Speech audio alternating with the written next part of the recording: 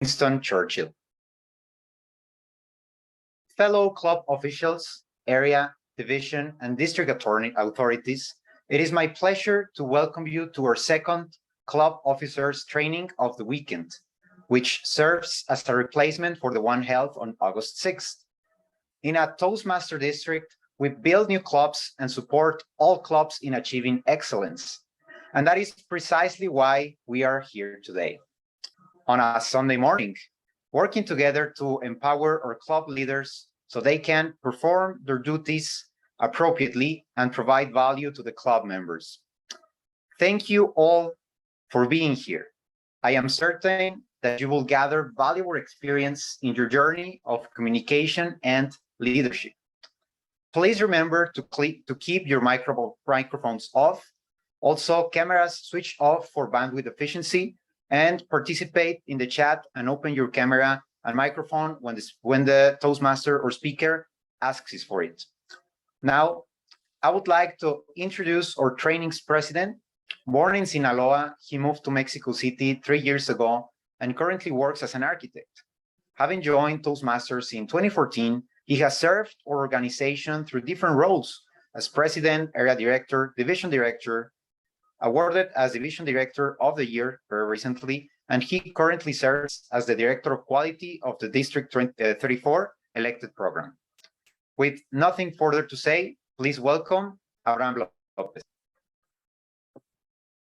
Thank you, Edson, and good morning, everyone. Thank you for being here for ourselves. Today, we are here for ourselves to develop our skills, and most important thing, to develop those we live in our clubs. So please take care of everything we are about to learn. We are going to be learning skills that can be used not only in our clubs, but also outside our organization. So take your seat with very calmly, grab some water, grab some snacks, because we are about to learn a lot, and we are about to grow, to help our leaders to grow even better. So we are about to start, and I would like to introduce our Toastmaster of this training. She's a very nice member from Guadalajara, Jalisco. Every time I talk to her, she's very enthusiastic. She's a very good serving member, and I know we're going to be having a great guide with her.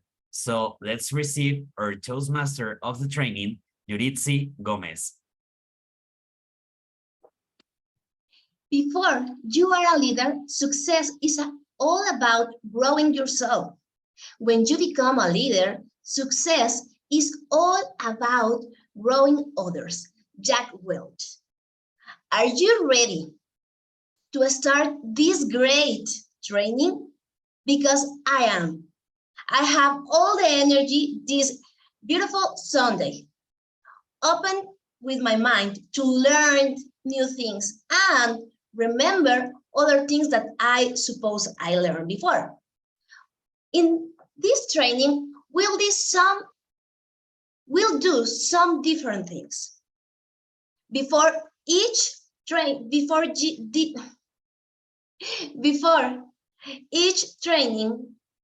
we'll do a little dynamic that consists in give 5 words in a platform that Abraham showed us the way to do it. But before, I would like to ask, have your cell phone in your hand, because in the camera, you look for a QR code to scan with your cell phone. This QR code gives you to another page to do a dynamic exercise to ask 5 questions. Well, before the attraction and retention by Carlos Arteceros, I would like to give the word to Abraham Lopez to start with this dynamic, and after that, I present officially to our next speaker. Thank you, Toastmaster. Toastmaster, can you enable me to share my screen, please?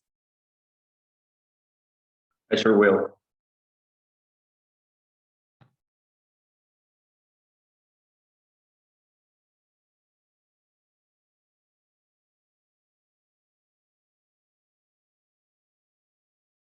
Can you please try now? Thank you.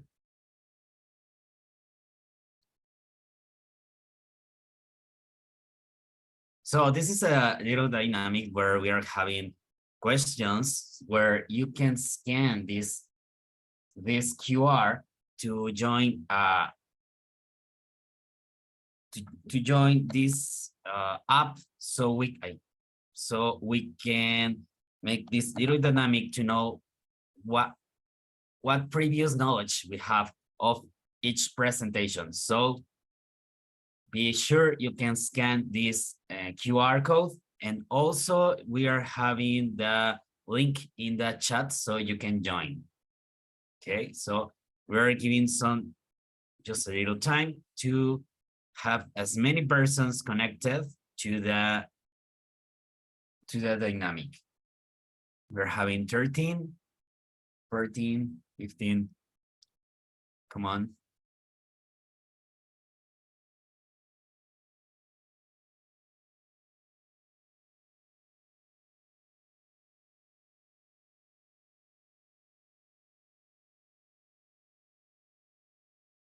So I think we're starting with 20. Go ahead.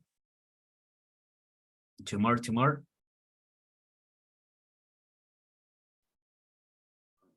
Director, please, if you have the link also to share it.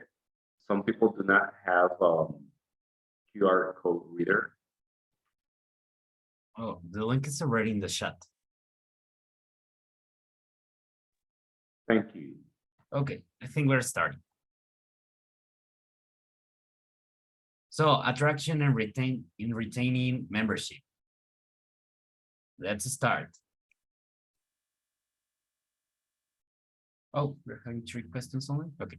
What's the main reason why people join Toastmasters? Go check on your cell phone. That's where you can answer. We're having 1 answer, 2 answers.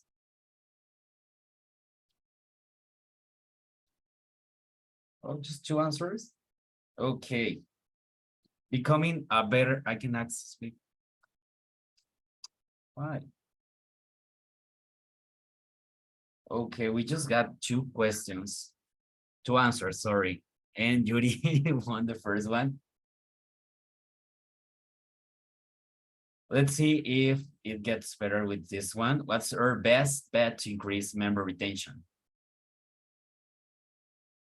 Quality sessions plus providing value, thematic sessions, contests, and feedback.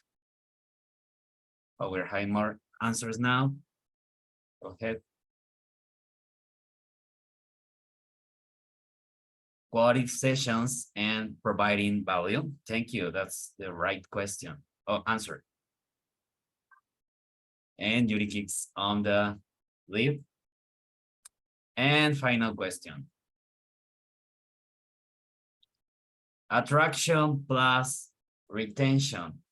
What's the answer? Great meetings. Oh, something went wrong with second one, but it was great development and healthy membership.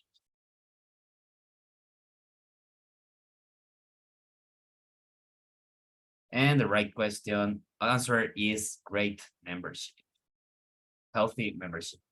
And the winner is Juan. Great, Juan, congratulations. Back to you, Toastmaster.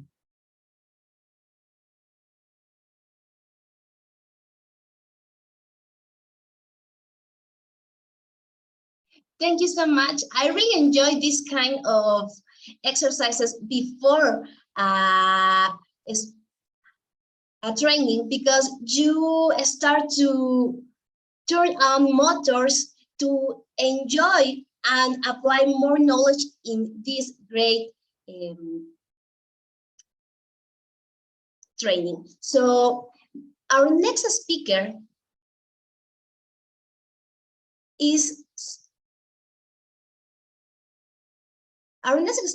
he has a doctorate from the University of Michigan in USA, with a master's degree in administration of companies in Madrid, Spain. Carlos has more than 25 years of experience in senior management positions in multinational companies and is currently General Director, CEO of the multinational company Interia, with presence in 18 countries. Carlos is a Toastmaster enthusiast and has a DTM.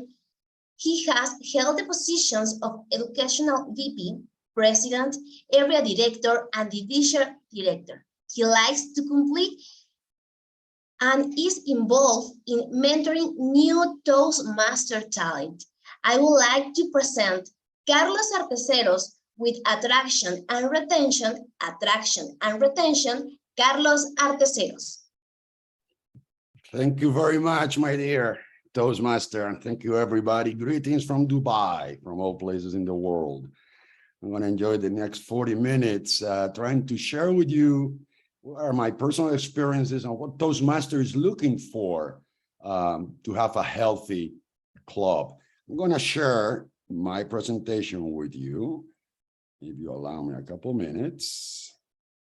I know it's Sunday morning, but I'm sure we're going to have a wonderful time. You know, one of the keys of having a good experience in Toastmasters is precisely to have healthy membership. It is the #1 factor that will make the experience in this beautiful organization successful and rewarding. And sometimes we give it for granted, we take it for granted, we think that prospecting and retaining membership is just a question of our officers, it's a question of our club officers, our area division, even our district officers. And it really isn't. It is a task that all of us have a responsibility for.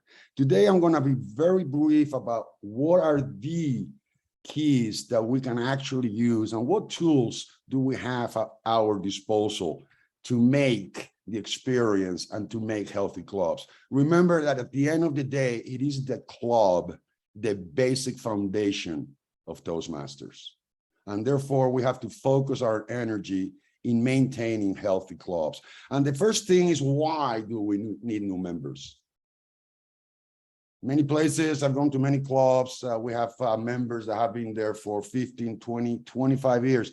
In my club in Guadalajara, Renacimiento, we have members with 26 years of experience.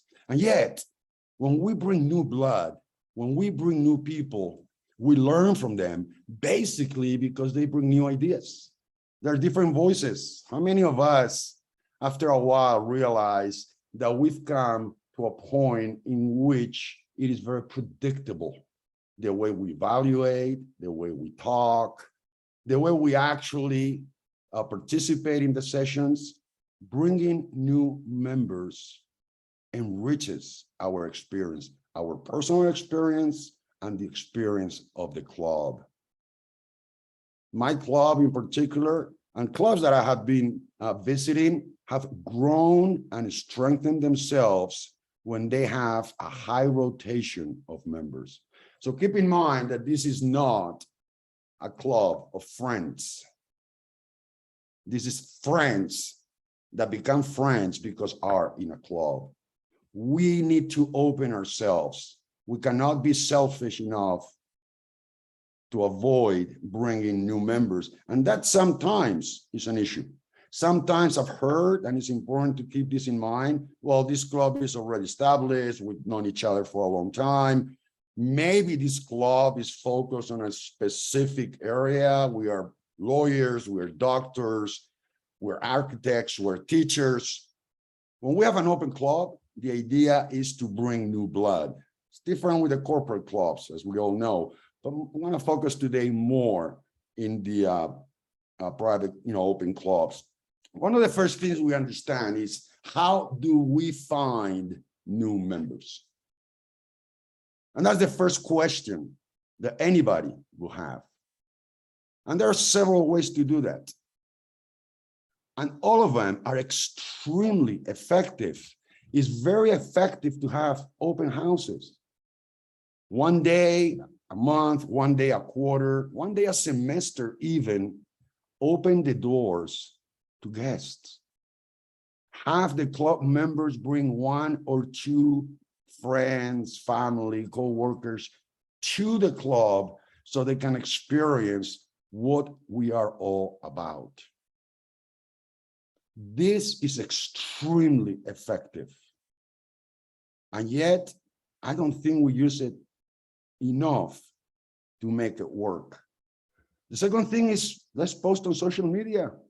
A lot of the members we get are folks that actually go into the different channels in social media looking for an opportunity. Let's be active in social media. Let's have our own page. Let's post our activities, whether they're social or whether they are related to contests or the club. Let's not be shy. Let's use the tools that we have our advantages, especially when we have been working very closely on the virtual side. In my club, we have members from Australia, from Canada, from the US. Today, social media is an extremely effective way of prospecting new members. Of course, let's invite coworkers. How many of us have gone to work, and a few months after we joined Toastmasters, we've been actually been praised by our coworkers, by our bosses. Hey, you've improved your delivery and presentation. You feel a lot more comfortable now when you are in front of an audience. What have you done to make it happen? Let's share it. Well, Toastmasters make it happen for us. That is something that we need to stress, because our co-workers do see our improvements. So let's share it with them. Let's share our story. Tell the world why we're becoming better speakers and better leaders. And it's pointing in the right direction. That is what we do. But what happens when we have those prospects? And this is sometimes where we actually fail. We have a very effective way of attracting them. We do everything to bring 10, 15, 20 guests a month to our sessions. And yet, they don't seem to stay. We just don't have the ability to keep them. And that is our responsibility, not only as officers of the club, but as members of the club. And one of the first things we need to do is to hold orientation sessions. How many times do we get new members, guests, people interested, and yet they sign up and there we go. We tell them, well, you're going to learn with the flow. You're going to learn as we go. I'm sure that sooner or later, you're going to find out what is the dynamic of a Toastmasters session. Let's give ourselves the time, and especially let's give the attention to these new members, these potential members, to work with them, help them understand not only the benefits of Toastmaster, but how we actually make it happen for them. Because that's important. What is required of them? And what is required of us to make it happen? That is something that we have to do. Another thing that we have to do is provide a mentor. Somebody from the club has to be assigned to walk them through these first steps, which I don't know about you, But the first time I joined Toastmaster, I wasn't sure if I was actually joining a Christian congregation, if it was a sect, or if it was a club. I didn't understand the dynamic until somebody was assigned to me and explained not only what is that we are doing it, but why we're doing it that way. Those masters, we have very strict protocols, and they're there to make sure that we achieve our goals. We need to share those protocols. We need to help our members understand why being on time is important, why keeping the time of your speech is important, why we have to evaluate, why we have to keep silence. There is a purpose to that. The mentor usually helps us understand why we're doing what we're doing. Another thing that we have to do is promote involvement. It is true that we not all have the same personality. It is also true that at first, we might feel shy when we join a club. Let's make sure that we bring the people in, that we hear their experiences, that we actually make them a very active part of our club. We're not going to change personalities here. That is not our purpose. That is not our role. Our role is to make sure that the entire membership participates one way or another. And we are responsible for that. Not only because they've paid their dues, not only because they have every right to receive what we told them they were going to receive, because we want to help them grow, because as they grow, we as a club grow. My grandma used to tell me when I was a little kid that if you walk among lions, you will roar like a lion. But if you walk among donkeys, you will cry like a donkey. So let's make sure that we actually have a club of lions. And the only way we're going to do that is when we help everybody in the club get involved and therefore grow. Because another thing that we have to do is to introduce them to pathways. We have a beautiful, beautiful platform to help us become better leaders and better speakers. And for some reason, I feel that at times we don't bring the best out of that platform. That too many times we let the new members go weeks, even months, without, I'm not going to say forcing them, but showing them the importance of being active in this platform. Guys, my company probably works with 10, 15,000 companies in the history of the company. And I've never seen a platform as strong as Pathways to become good speakers. We have it at our grasp. We need to use it. We have to use it.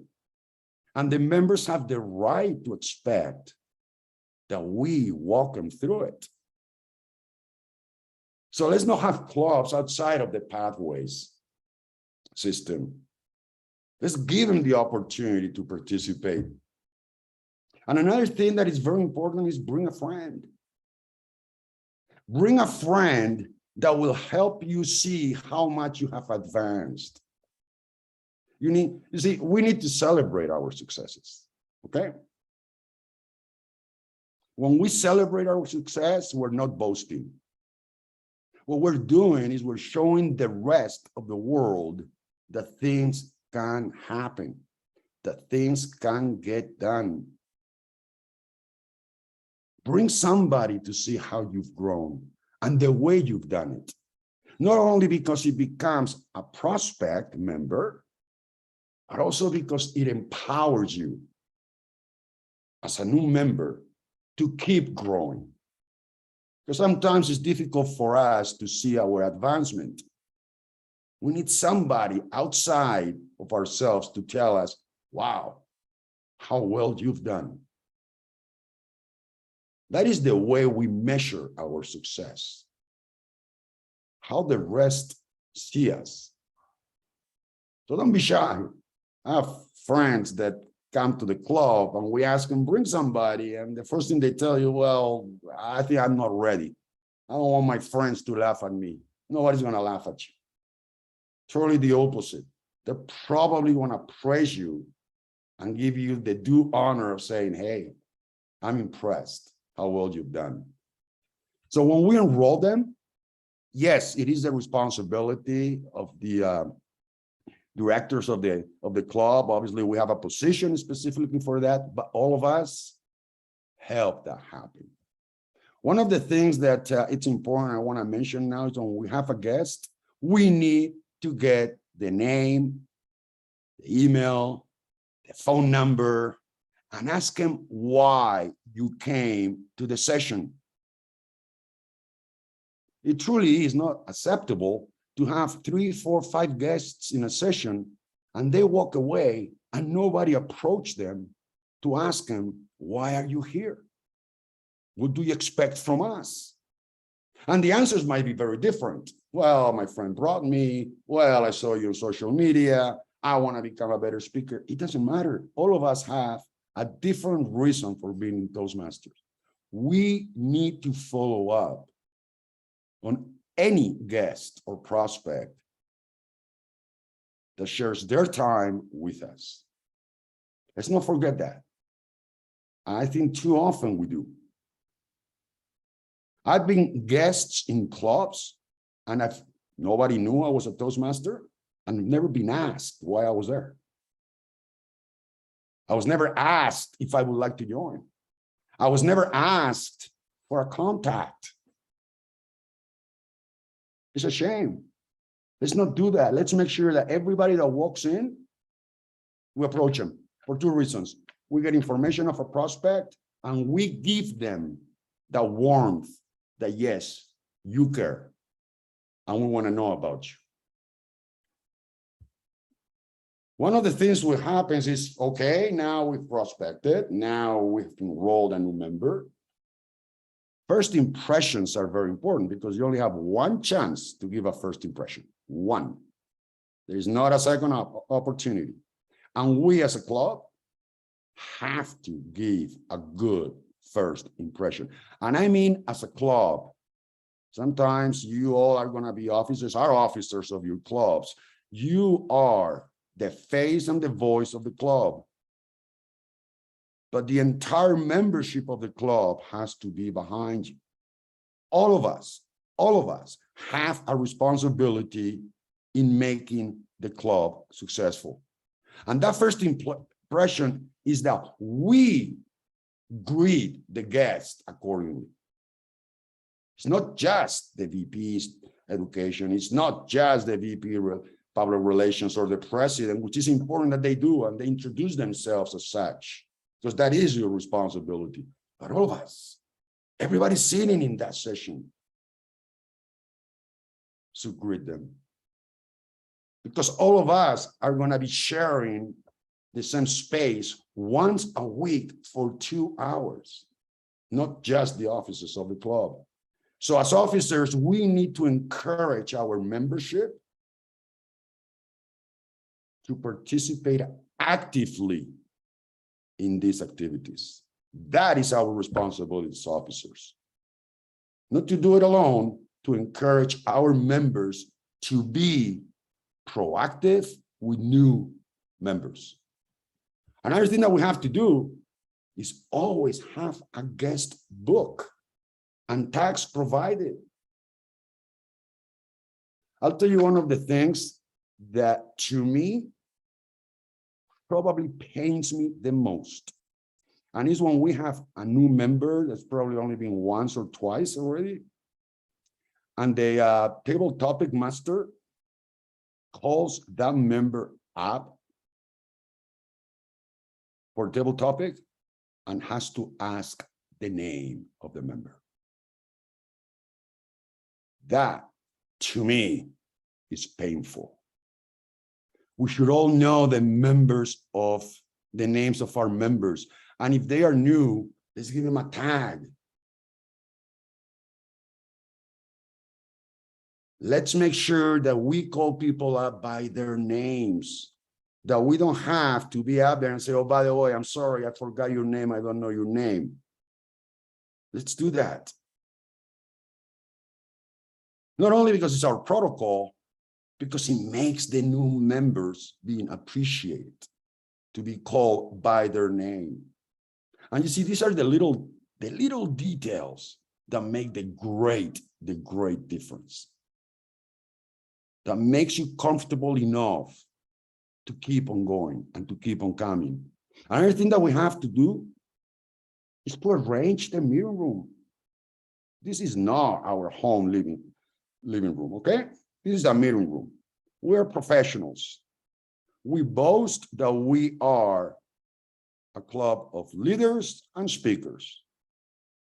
And if we talk the talk, we need to walk the walk.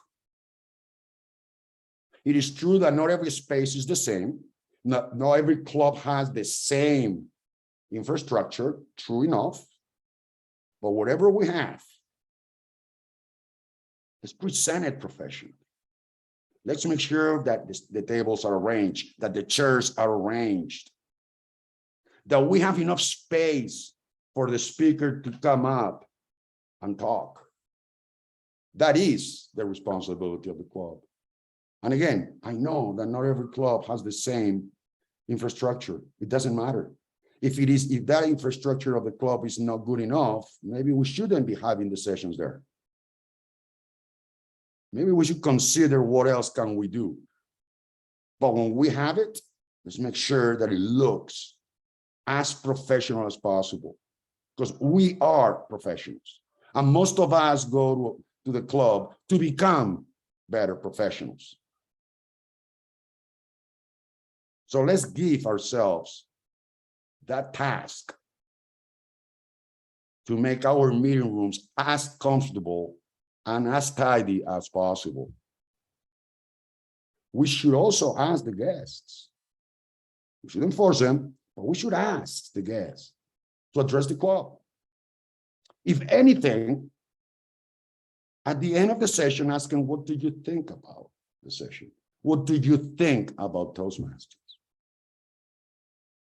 I strongly encourage to invite the guests during the table topic session. If we have enough time, why not? You'll be surprised how many of them are eager to go up. They might not last the 2 minutes, but make them part of the experience.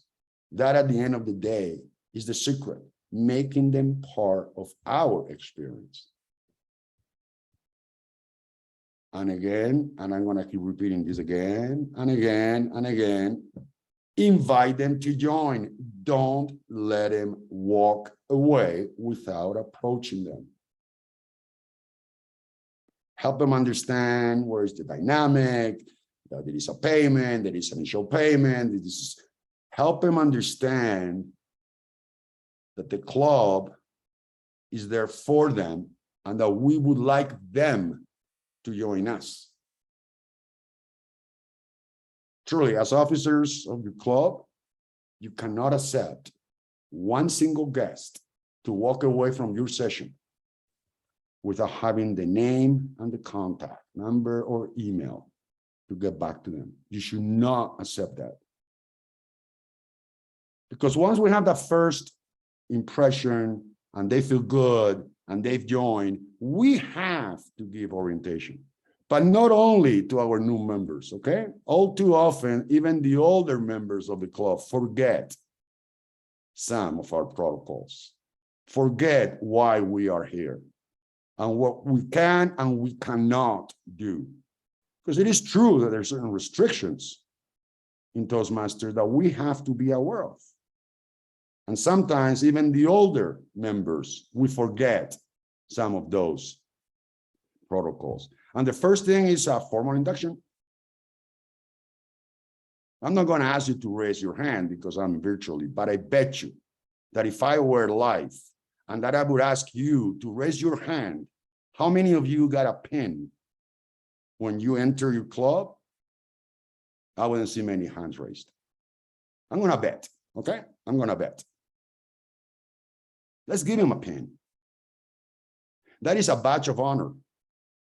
Having the pin of Toastmasters is a badge of honor. Is what makes us part of this beautiful organization. And you see, the funny thing is that the new members see others with pins. They don't realize it's president, vice president, area director, division director, DTM. Well, let's give him one. Let's make him part of the team. That sets them apart from the rest of the world. They are now Toastmaster.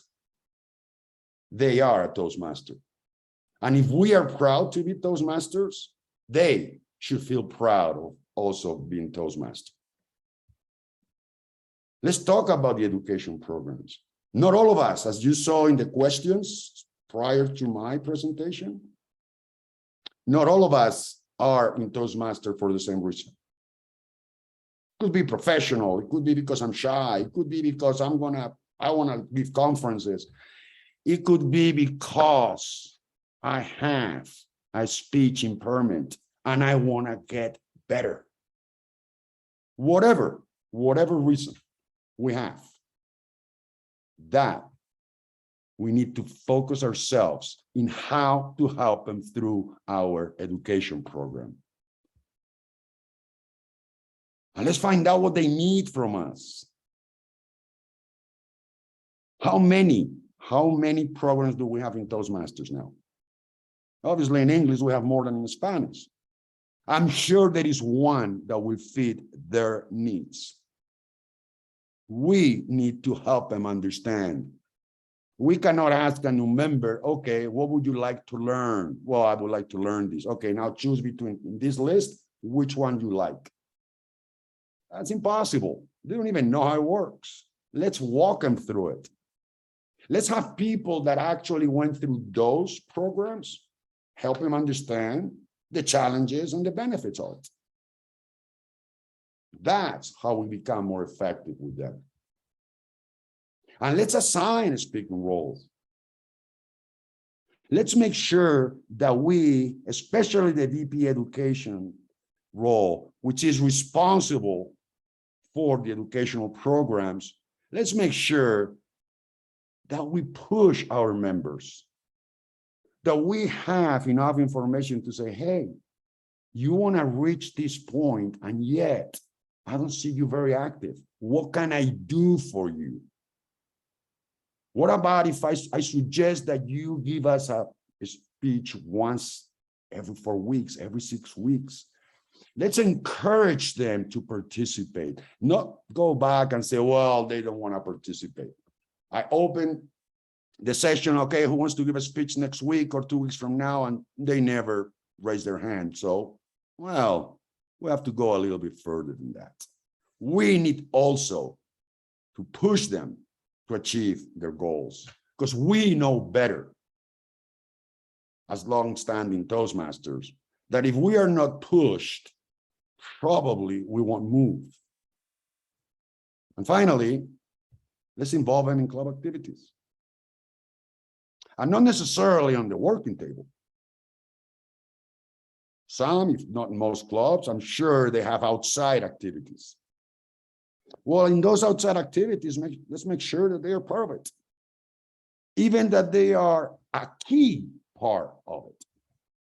You'll see how important that is. Keep in mind that not only we have to enroll new members, we have to keep them.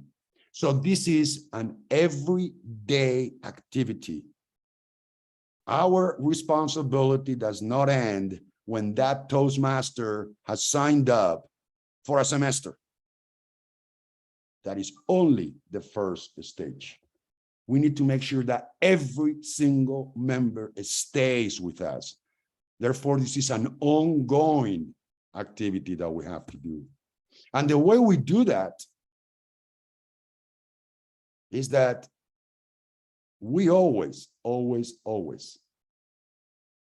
feel are friendly. We might have a better day, we might have a worse day, but that doesn't mean that we're going to be rude. It also means that our meetings have to be enjoyable. Even within the constraints of our protocols, we can make fun meetings. I've been in clubs that I truly enjoyed myself. The way, the dynamic of the table topics, the dynamic of the prepared speeches. And I said, wow, this is something that really attracts me. I want to keep doing this. We can share experiences with other clubs, with our areas, with other divisions, even with other districts to get different ideas of how to make our sessions more dynamic. And let's have social events. I'm not going to say that we do it every month, every 2 months, every 3 months. That's up to you. Let's have a picnic. Let's have instead of the session in our club, let's have the session in a coffee shop. Let's do something that breaks the monotony of the session. Because that way, we go beyond being colleagues in Toastmasters. Now we start becoming friends of Toastmasters. And that sometimes is the big difference retaining members. Because clubs, there are many. But let's make our club special for them. Let's make sure that they understand that we're not just a group of friends that meets once a week, that we have such a huge organization that we can share literally globally. Today, I am in Dubai. Today, I could actually be in a club, a Toastmasters club, which is probably 4 blocks. As a matter of fact, it is 4 blocks from here, and feel just as home as I would feel in Guadalajara. That is the beauty of Toastmasters. Let's make sure that we present that to them, that they understand that we're not just a club of Toby, that we are a global organization of global reach and global opportunities. And finally, let's share that with other clubs.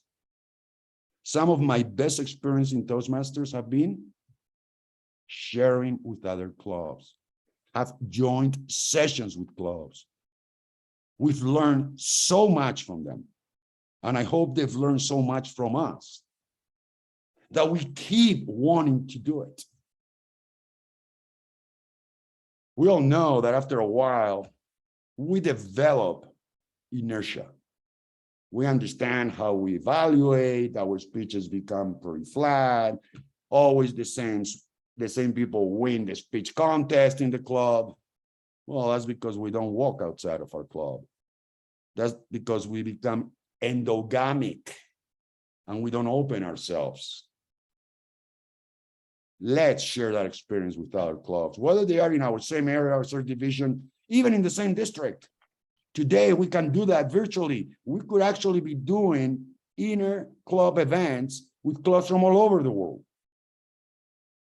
And I hope we're taking advantage of that. Sorry, guys.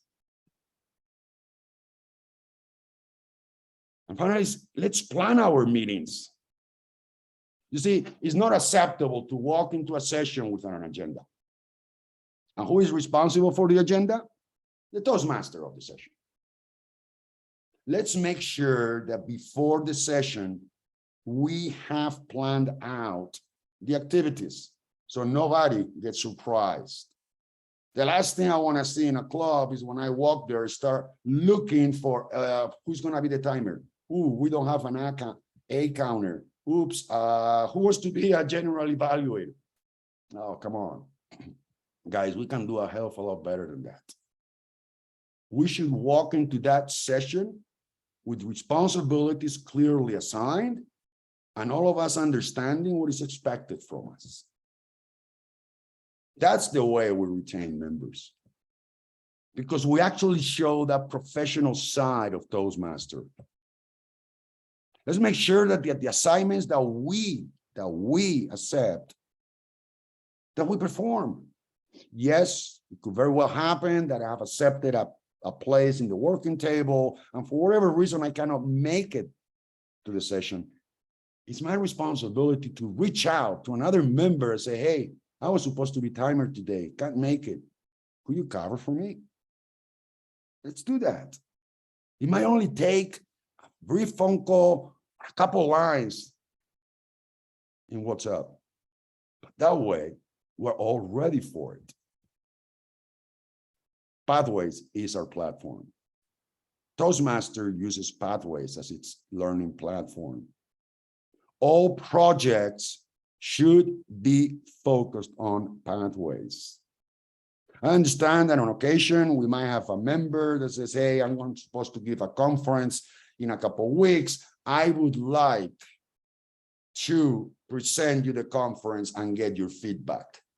I'm sure that's happened before. Even I have done it before. Let's make sure that that is not a habit. That is only the exception, not the rule. Every project presented in a session should be towards advancement in Pathways for the member. If we have exceptions, let's look at it. But it certainly shouldn't be the rule. Pathways is our platform. Pathways is the way we do things. And Pathways truly is the best opportunity we have to grow as members. Time is important. We time absolutely everything in Pathways, as you well know. Everything. The reason being, not only because it shows and it develops discipline, which is important in itself, is because we also learn how to allocate content in a given period of time. If I have 2 minutes, it's 2 minutes. If I have 5 minutes, it's 5 minutes. I should be able to manage my time properly. And what a better way than to use Toastmasters for that. And finally, let's be creative in table topics. Let's choose a theme and have the questions based on that theme. Maybe I've seen table topics beautifully done when 2 members are participating in debates. That, to me, is the way to enjoy ourselves. Because frankly, not most of us are going to give a speech every session. But most of us are going to participate in table topics. So let's make sure that all of us are enjoying that time. That is important for me. Toastmaster, I'm going to ask you, I don't see the clock. Speaking of time, so if you could show me. You have 5 minutes more, but I show you the screen. Abraham is help us with the timer. All right, great. Speaking of the devil, I just don't want to go over my time. Thank you very much, Yuritsi. Finally, let's have positive and helpful evaluations. I'll tell you one thing. Evaluation is the heart of Toastmaster. It is the way we learn as speakers and as evaluators. I've learned so much when I had the role of evaluator, because it's where I pay attention closer to the speaker. I'm looking at everything. I'm looking at the facial expressions. I'm looking at the way the voice moves, intonation. I'm looking at the way they are expressing with their body language, the use of the correct grammar. It is a beautiful, powerful way to learn, not only as a speaker, but as an evaluator. A bad evaluation, it actually brings 0 added value to the session. So we should expect our evaluators to take their time and make the effort. Because otherwise, I don't think we're going to go very far. As a speaker, I might feel I didn't get it. And as an evaluator, well, I don't want to give him a bad result. There's nothing personal in evaluating, nothing personal, okay? It's always for the good of the entire club. When I evaluate, not only the speaker is listening, everybody else is learning from that experience. So our audience is not a one person, it's the entire club. And finally, we need to make sure that we celebrate successes. We need to make sure that we, our VP Education, actually submits the advancement in the platform. We all want to see our success, our advancement. We cannot let a member sit there until I have time or I remember to submit information. We should actually, either whether it's a chart or whether every month, we talk about how far we're going, in which stage we are, each of us. How much have we covered? What is it required from us to finish our project? That is the responsibility of our VP Education, particularly. And that is what I expect from the VP in my club. Tell you before, I'm a DTM, and I'm just a member. That means I'm the most important part of Toastmaster, a member. I no longer have a position of leadership. Yet, I am the most important person because you guys are there to help me as a member achieve my goals. Let's make sure that we step up and get it done. And another thing is, let's have a ceremony when we get a new pin, when we have actually covered a path. Why not? Let's do it. Let's share the experience. Let's share the joy with everybody, not only for the person receiving the achievement, but because everybody else is going to understand that it can be done, that yes, we can. And finally, let's make sure that we always recognize leaders. When we have a leader from another club, district, international, we should point it out to the entire membership who they are. We need to give them the due honor because they are serving Toastmasters and they're investing their time and their effort for us, that at least we let them know and we give them the due diligence. Thank you for showing up for us. And finally, let's publicize our achievements. You know, I am the first one who will ask my officers, as soon as we have one single achievement, to put it up in the page, in the website. Whether it's a contest victory, whether it's a new path achieved, I don't care, just do it. That's the way we motivate ourselves and everybody else. And it generates healthy competition with our clubs as well, which is always good. So my friends, these are the 6 points we need to make sure that we not only enroll, but retain, which is the most difficult part. If you think enrolling is difficult, retaining is much more difficult.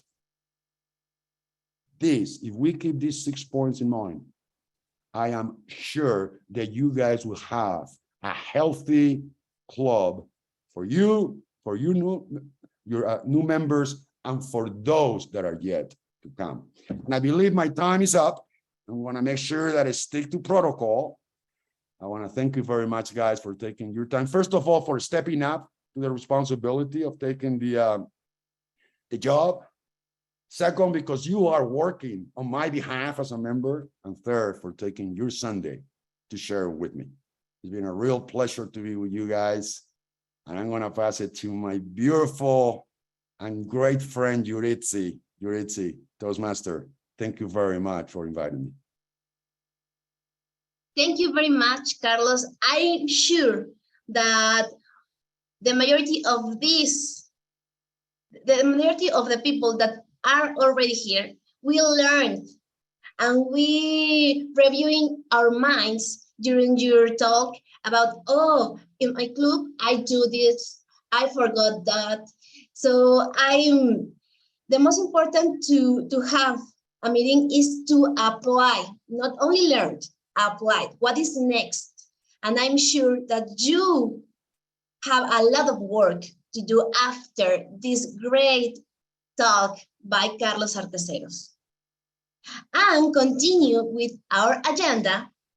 Well, guys, remember, we are doing and trying to do different things. And it's time for our quiz part. Are you ready to turn motors and play with the quiz? Remember, if you have your cell phone or the link that Abraham put in the chat, because it's time for our quiz part before to continue with Erika Valverde. So, Abraham, I give you the word to start this amazing part for the quiz. Sorry, Toastmaster, we're having a little issue with the app. Can we have the quiz at the end of the next speech, please? Of course, we can have it at the end. So we have a double challenge because we'll need to apply the knowledge and we need to put all the attention to Erika Valverde. Erika Valverde is a communication and electronics engineer from the National Polytechnic Institute, G3 area director. She belongs to Cisco Club and also is a sponsor and coach from Cisco Academic Club. I would like to present Erika Valverde with executive committee roles.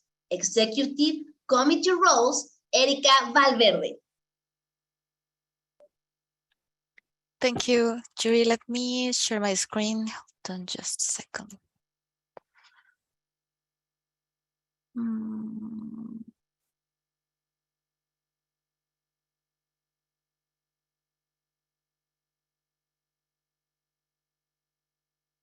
There is.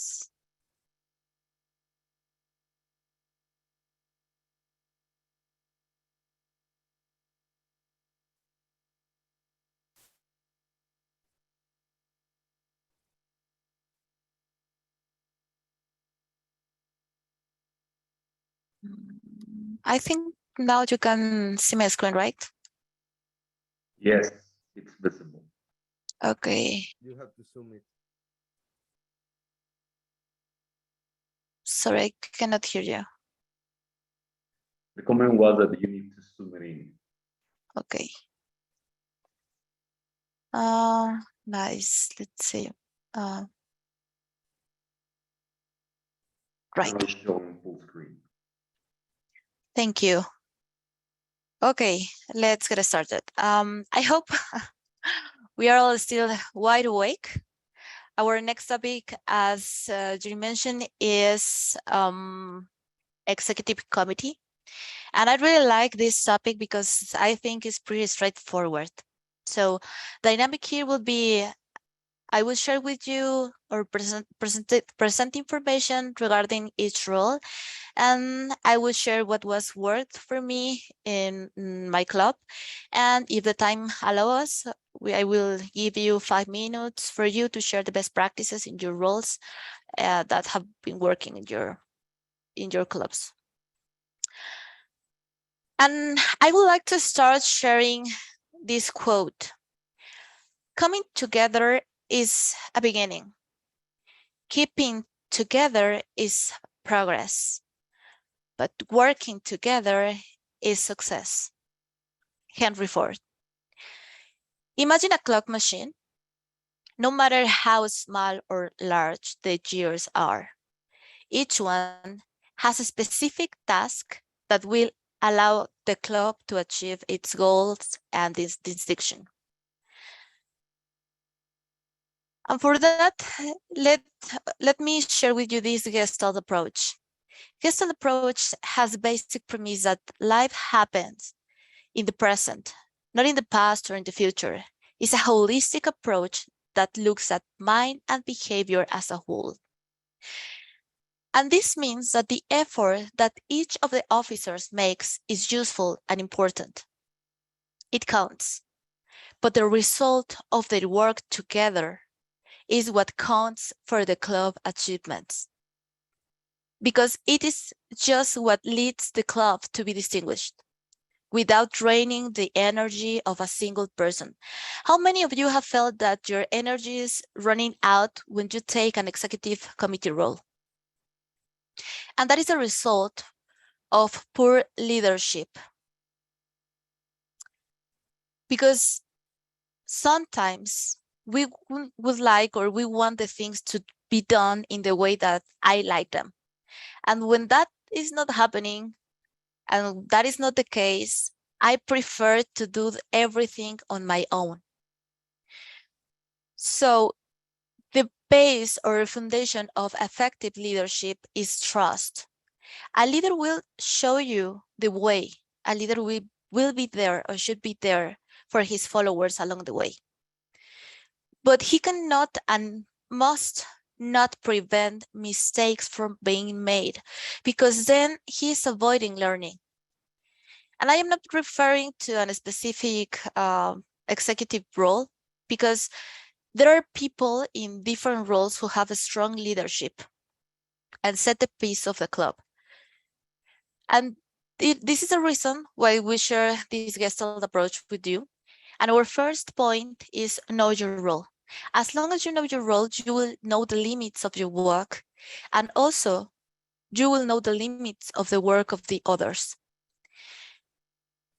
It's like say, what can I do for my trench, and also who can support me from their own.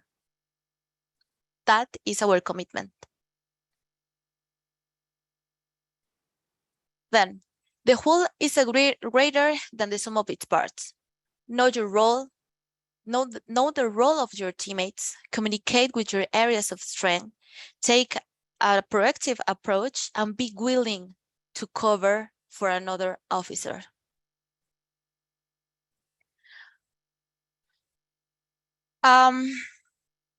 Here we go. Those are the 7 executive committee roles, and let's take a look on each one. The president sets the tone for the club, provides helpful support, facilitates communication, know members' level and progress, and serve as base camp manager. Ensures executive officers are functioning well and the club focuses on distinguished club status, guides executive committee and clubs towards goals. The transferable skills include experience in leadership, leading teams, meeting goals, and motivate others. The president is not the most important role because, as I said, each one of officials has a specific contribution that is important for the club. The main point, the main goal of the president is that he or she has a wide visibility of what is happening throughout the committee.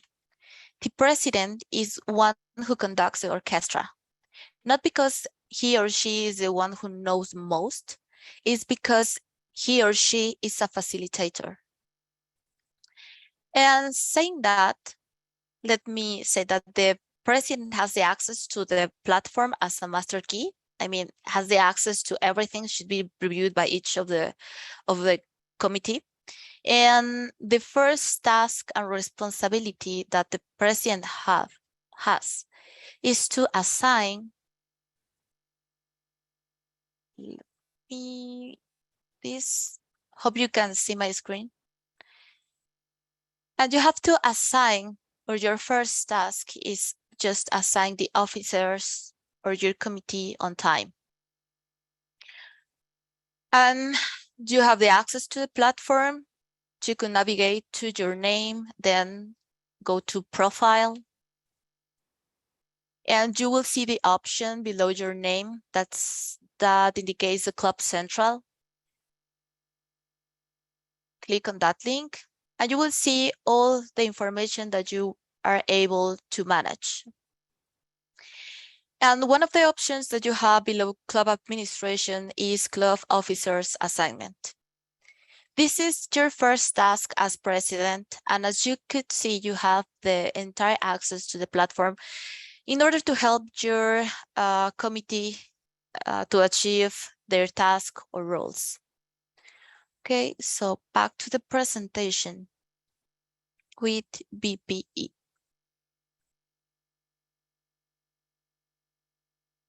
BPE, or BPE for education, encourage members to complete their communication and leadership goals, schedule member speeches and projects, and also serve as base camp manager. Serves a resource for questions about education awards and speech contest and mentors. That part is pretty important because we need to be aware of our new members and also assign them a mentor. It is important because for people who never heard before about Toastmasters and then start with platform, with dynamic that we have, with the agenda and so on, could be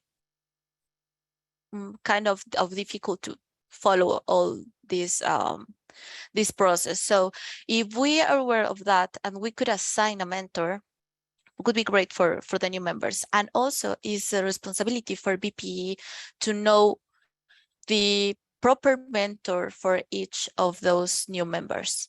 I mean, we cannot assign a new member as a mentor of another new member, right? And also it's a source for Toastmasters knowledge and education program. Transferable skills are motivating others, setting and achievement goals, and organization and leadership. Besides that, the BPE education is the right hand of the president. He has a great responsibility toward club members. As I mentioned, he is the person who approves the project and also the person who must know the progress of the members of the club in order to motivate them and assign the proper mentors and also to help to prepare or schedule the agenda. As I said this, let me share with you that BPE has an important task that is the approvals of the projects. And sometimes we are not aware how to do this task. For BPE to approve the projects, need to log in the platform, then navigate to pathways. You could go to Basecamp and then log in as Basecamp manager. Okay. From there, you will able to verify your pending requests and also to take a look on the member progress. Both are important for you. The first one will allow you to approve the projects sent by your club members. You will see here the option to approve them. And the other one, member progress, will allow you to motivate your club members, or at least you have an overview in the progress of the club. And when you are in this screen, individual progress, in the top of the screen, you will see the option button and then click then to refresh the screen. When you refresh your screen, you will see the progress on each level. You could see the path progress, the level completions, etc. And that allows you to see who is presenting. Probably after a couple of meetings, one of the members are not presenting anymore, and you could reach out them and verify what is happening, motivate them, or probably assign a different mentor, probably needs a different person working with them So you have this responsibility to show them how to move forward with the progress. Okay, and you will see something like that. Okay, you will see by name, and you will see the progress of each one and also the level and so on. So this is very useful information that you will have. The president could have this information as well. And it's important to share this information also in your committee meetings.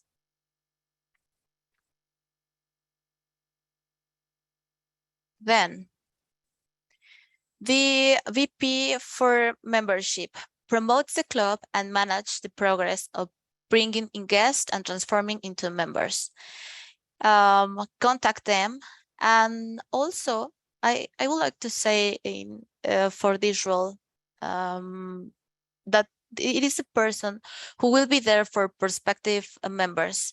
He or she must lead the affiliation process and also clarify doubts and attract members.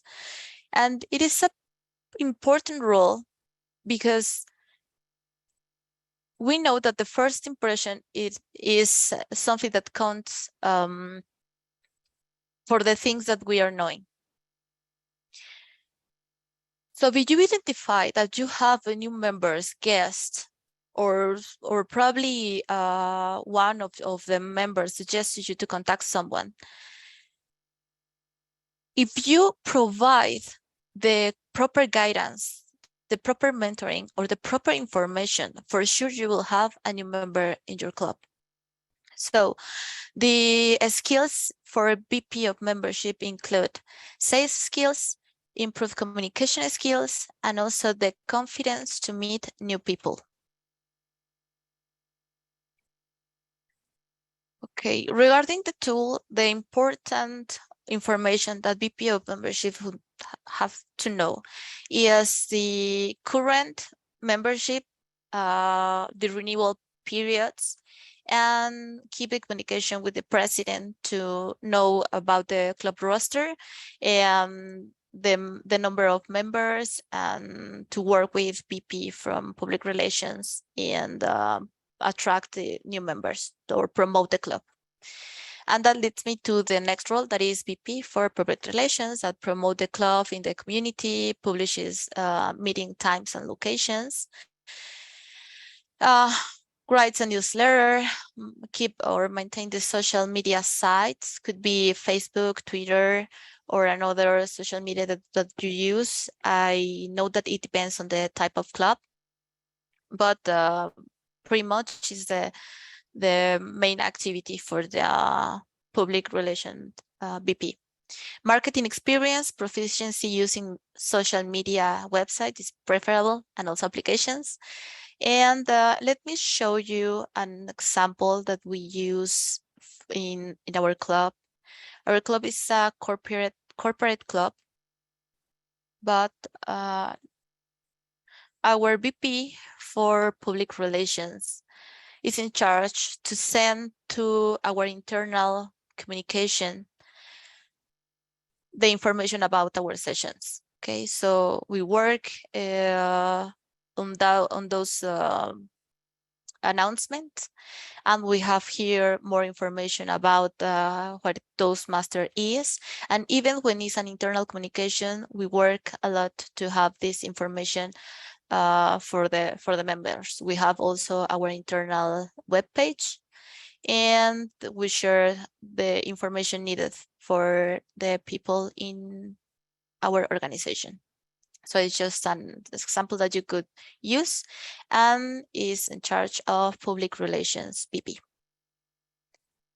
The secretary handle or manage accurate files, all club records. That is important because we used to forget everything.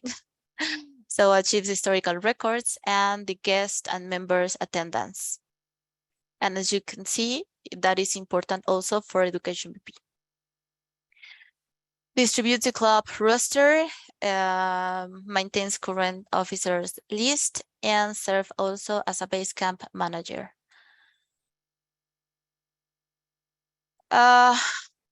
Speaking about the skills, improve communication skills and listening skills, proficiency using software programs, accurate record keeping, time management, that is pretty important, and organization.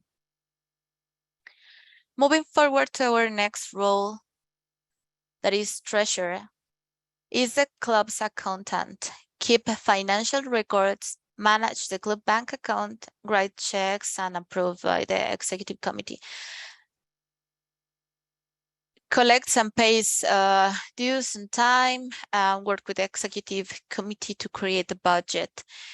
It's important to have healthy financials because not only is just regarding the projects, it is important also to have a good strategy to recognize the members' progress. And you could do it probably through could be a pin, could be a much, could be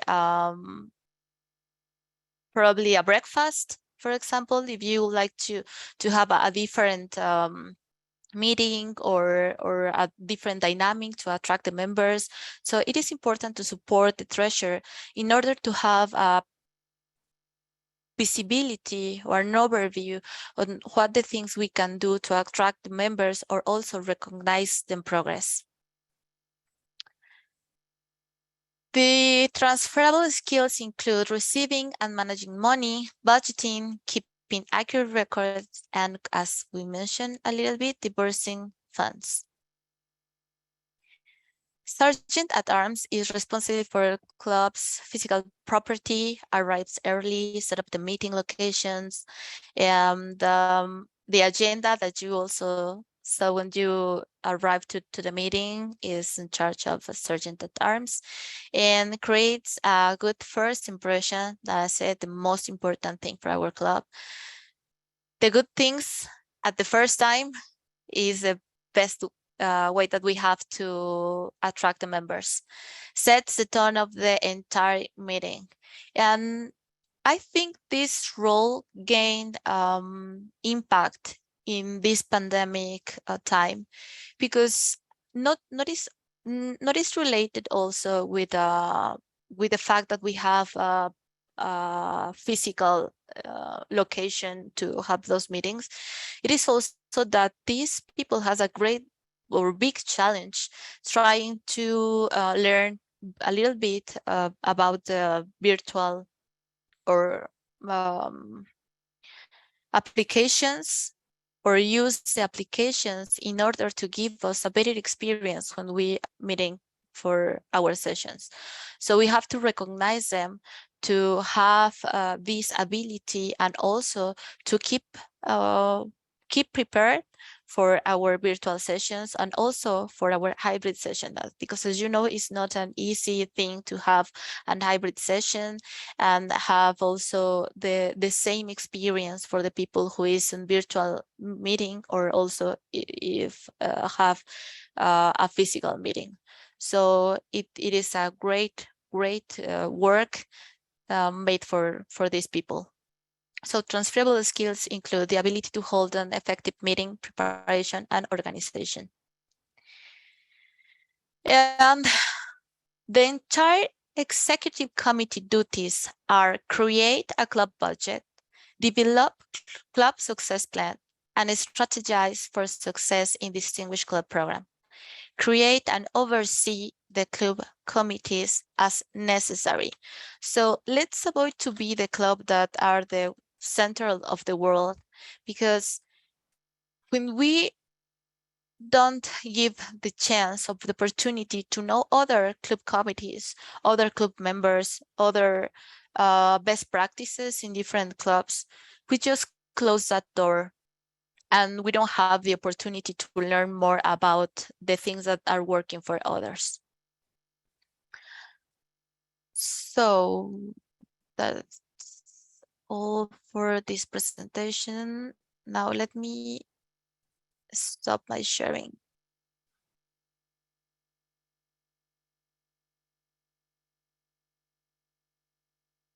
Okay. Thank you. Now I would like to share some that are working in our club. That is recognize the members. We work together in our committee. I'm not sure if you know the Cisco Club, Cisco Mexico Club. I had the opportunity to be the past president there. And when I started there, we have about 20, 25, probably 30 members. And then we start to develop some strategies to work with them. And when we start with these strategies, we achieve a lot of goals, but also we attract a lot of members.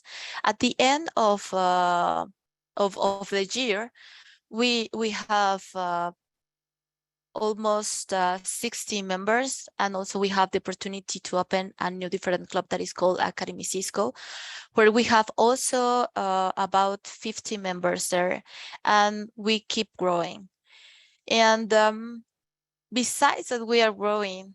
All of those members are presenting, and as you saw in the screen that I show, all of them are working in the project. So we developed this strategy to allow them still moving or keep moving. How we do that? Through delegation. So my main message today, also that is work as a team. Delegate. Don't want to be the star, because when you work together, you will achieve the goals that you want, that you need, without feel that you are so tired and that your energy just drain off your body. So for example, we started thinking in how we could share with our vision and how to motivate others. So I started to work with people near of me, not also with the officers. I choose different people who I assigned as a mentors, and I work closely with them. I share with them my vision, and I start asking to them how we could improve our sessions and how we could work together with our members. And then they start to share with me some kind of ideas, and we develop different like a small groups with a mentors assigned, and then they are in charge of that people, and they are in charge of their progress and members and so on, and then they report that to me and also to education VP. And we start with different meetings. So we start to have meetings on Monday, Thursday, Wednesday, in the different time according to the schedule of those club members. And then they assign other mentors that allow you to track the progress for the other members and so on. So we create a network, and I don't have to be there for all members, or I am aware of the progress of that members, but I don't have to work closely with them because I'm working closely with my mentors. So that is an example from a strategy. I just delegate them to them some task that I, as a president, I don't have the time to do, and I think no one has the time or enough time to lead that kind of strategy. So you can support in your team, give the trust and the chance to the others to grow, not only the people in the officer roster. Trust in the people that you are attracting, trust in your members. They can be a mentors, and they can help you as much as you allow them to do that. So saying this, not sure if you have questions regarding our club or regarding the presentation, or if you want to share to others some best practices that have been working for you and your clubs or DOPs, not sure. Feel free to raise your hand or open your micro.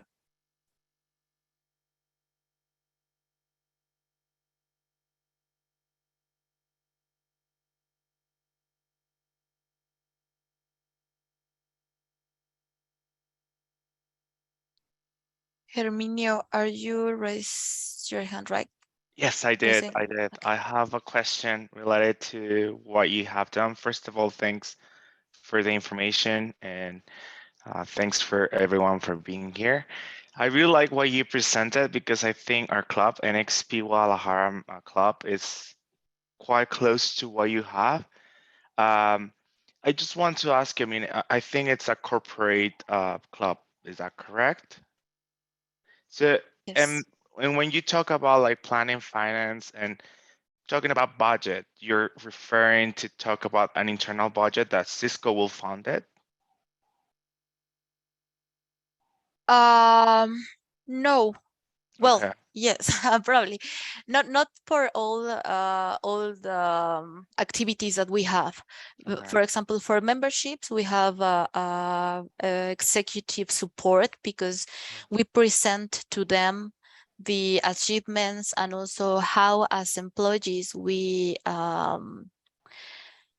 accompanying our strategy also for a business purpose, and that Okay. is the reason why they are our sponsors in our membership. But if we would like to have a different activities outside of our organization, a breakfast, for example, or a different meeting, we have to work together to build that budget and use it for these specific activities.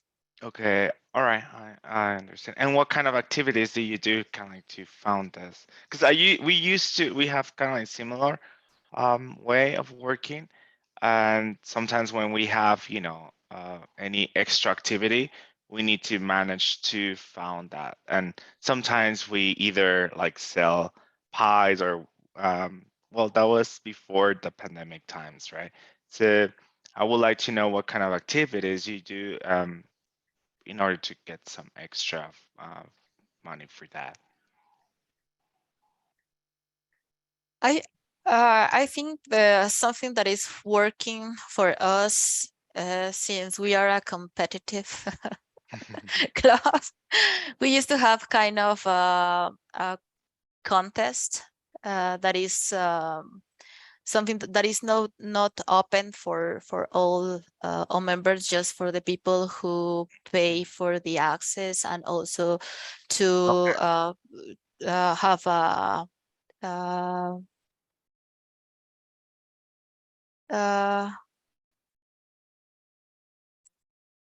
premio, perdón. Prizes. It's okay. Yeah, sorry. For the people who deserves it, according to the dynamic that we are doing. Award. Thank you. My goodness. Okay. Yes. So we, for example, we did it, but our members like that. You know, we work on that because they are we are so competitive, and we like to be there in a closed event. So we have some internal badges who people could have in the internal directory. So we share them with or the code with them, and they could add to the profile. So this is something that they think they are they have as an advantage of participate on those kind of things. But I think, for example, that you said to sell pies or do different dynamics are great. And also you could just open an account and probably share with them, and the people who likes to help will Sure. support something. Yeah. All right. I also want to say about delegation that you mentioned. It's quite surprising to me that you said you have 60 people. Right now we around 38 at our club, and we just got this year, our President Distinguished Club. This is the 4th year in a row that we got it. But we found, and we also realized that sometimes we have to delegate. And sometimes when you have a lot of people, you cannot concentrate all your attention to all of them. So NXP Guadalajara developed this system. Like we have 5 leaders. We have 5 different groups. So all the members were split among these leaders. So they report to the president and to the rest of the officers every week. And in that way, also I am the VP of membership, of education. So what I do is every month I have kind of like a meeting with one group. So at the end of the day, like every month we have a one-on-one meeting. So every time we have like any concern or comments or doubts or something that we can work on, we do that. So we kind of like develop a more one-on-one experience, because sometimes when you have a lot of people, it's hard to know what's happening, right? So I think that helped us also to track the record from the records of all the members Progress. as well, of the pathway improvement and also progress, as you said. So that's kind of like one of the things that help us. And if you have any questions or comments, or if you want to know more about that, feel free to contact me, because yeah, we just realized our club increased a lot. Like we just got like 18 new members, like out of nowhere. So that was really great to have, but sometimes adding more people, you need to kind of like have a great experience, so you have this retention from the members, right? Right. Thank you. Yes, thank you to share, Herminia. That is important. Keep doing that. Allow others to have this leadership, not only for the officers. Choose different people there in order to avoid drain or rain out of energy, as I said before. So that is important to allow them to develop their leadership and working together, and that's pretty great. Thanks for sure. I'm not sure if someone else has any question or comment or something to add.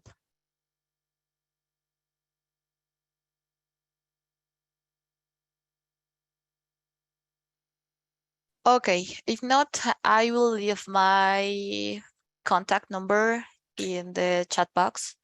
You can reach out. Sorry, Eduardo, do you have any question? No. Yes, thank you very much for the opportunity. You can hear me, everyone? Yes, pretty clear. Thank you. My question is about this capacitation is for newly scribing people in the Toastmaster, or a lot of people have a lot of time in being member of the Toastmaster here. I ask this because mostly of everything that were shared in the screen on this meeting, it was something like all the information that I already know. And it was like everything was repeatedly. So my question is that this capacitation was for newly people, or for everyone, or even older members? Because I'm feeling that if I know everything about what are you sharing. I know all the work that every person has to do in the position. Yeah, thank you, Eduardo, for bringing this to our attention. And I think that is important point. This kind of trainings are for everyone, for the new and the old people in the, I mean, that have some experience in those roles. And the thing that we have to think is to back forward to Toastmasters, the things that we are learning. And what I am saying this, it is important also to keep in mind that probably I know things that I could share with others. So the purpose to attend to this kind of trainings is not only to learn something or to have something from someone or for one training. It is also to share my experience with others.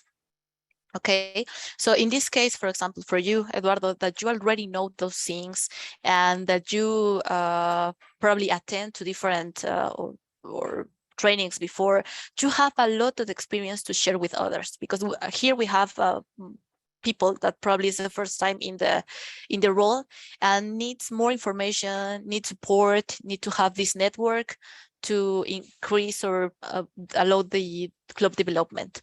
So if you are in that case, ensure that you share your phone number and your best practices for your club, what is working for you, and support others, right? So the intention or the main objective of those trainings or session is not only to share information and I have to learn something. Probably I could teach something to others. Okay, so thanks for your commitment and for being here on time.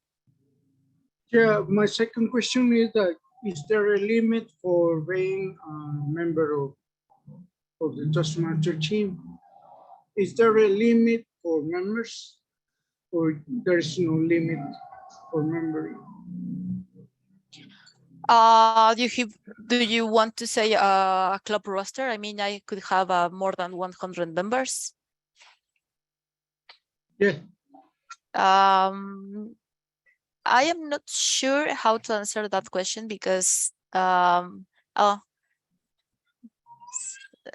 limit. Okay, yeah. In the beginning, the person who presented before you, he was talking about inviting other people. And we can do that. make other members join Toastmasters. But if you have a lot of members in your team, what happens if there's only what you can do a little time for remembering? There was a time then in the club that I part of, we were 40 people in the session. And it was amazing because the table topics becomes what it really is. Answering questions one after another, and we were racing to have the more questions asked and the more answers given. So it becomes very, very interested, really, really fun. And people were also very competitive to get the spot to deliver a speech. So yes, when you're over 40 people in the session, you may think to start having another club built, create another club. So there is no limit actually, because you can have five clubs in your company, in the group, in the company you work for. And you will have a session per day if you need to. And then you're talking about 100 people learning, and you can be switching days, and it will be fun because every session will have their own profile, their own character. So that's the difference. So it's just the more the merrier. I think that's some setup. The more the merrier. Yes, and also just to add to the comment and also supporting what we are seeing in the chat. The important thing is to think about the strategy. If you have a meeting with a lot of members and probably some people couldn't participate, so be aware about the sentiment of the club members and who wants to participate, who wants to present, and look for the proper strategy for you. If you have members in your club that you couldn't handle, think about the mentors strategy that I already shared with you. So this is one of our trainings that we will deliver today, that is to have a quality in our meetings. So that is important. Don't keep an eye on that and ensure that you are giving the best experience and add value to the sessions and to all of your members. Just keep in mind that. And thanks for your comments and insights. I just saw S at symbol and A, so not sure about your name. Eddie? Eddie. It's just how Sergeant at Arms said, it's being Toastmasters. So they know. Thank you. Thank you very much. Okay, I think we're running out of time. So I will share my phone number. Feel free to contact me. I am a VP right now and a sponsor and a mentor of a new club that is Academy Cisco and area G3 area director. So Thank you. Thanks for your attention. Thank you so much, Erica. I think the more valuable in each training is the experience that others can share with us. And thank you to give us your cell phone, because I'm sure that more than one people here contact you, because it's a challenge when you have when you are in a club, but it's a double challenge because I don't have yet the experience in a corporate club. So I was really interested in your training. Well, guys, as I told you before, we'll start the part of the quiz about the roles of the committee. Abraham, can you share the screen, please? And the link to answer, because this is a play. The best way to learn something is playing. And we'll do 3 faster questions to enjoy and learn.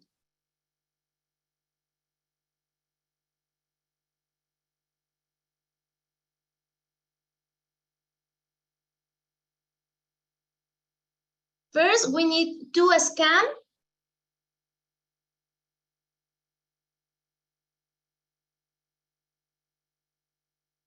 or we have the link on chat.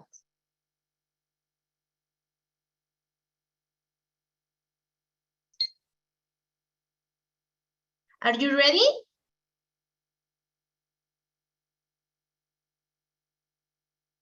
You tell me when I start, Abraham, please. Let's try to get to 20. Okay, we already have 20. So let's start. Okay, guys, remember, we have time to answer these questions and start with the first.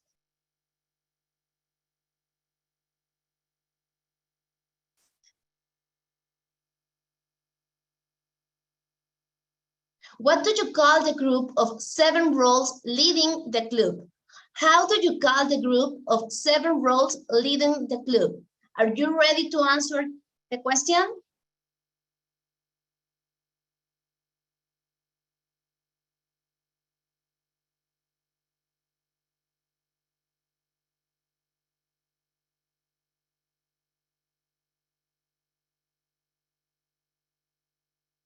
It's time up.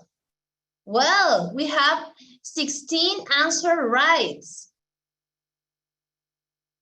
And Mao and Juan are on the top. Are you ready for the second question?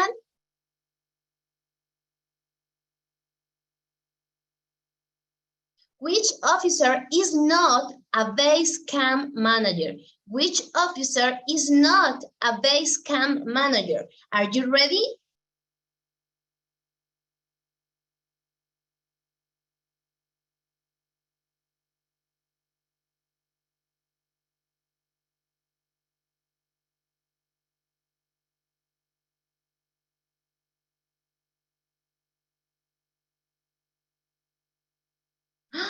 Well, we need to relook all the information that Erica showed us, because in this case, the vice president of membership doesn't have a base camp manager.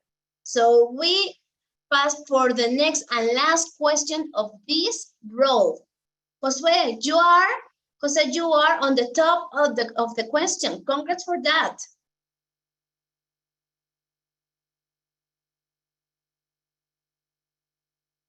What officer is responsible of mentoring program?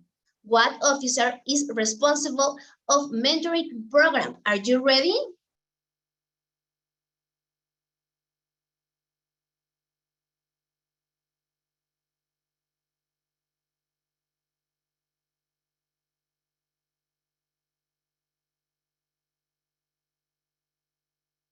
Three, two, one, and let's see.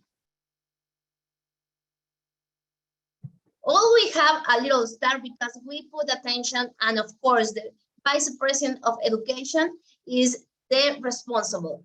And now the results of this Oh, we have another question.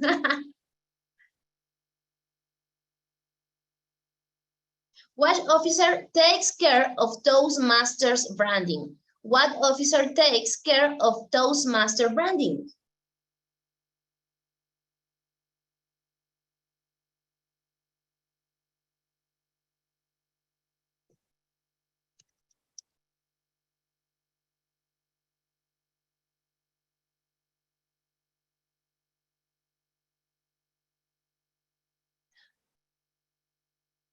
All the answers are right.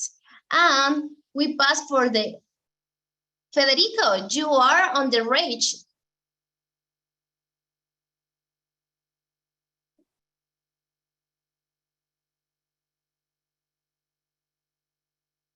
Well, guys, and now it's time for our little break to drink water, go to the bathroom, or something that you need to stretch yourself, and we come back in 10 minutes. We come back in 10 minutes for start the second part of this great training. Thank you to being here and see you in 10 minutes.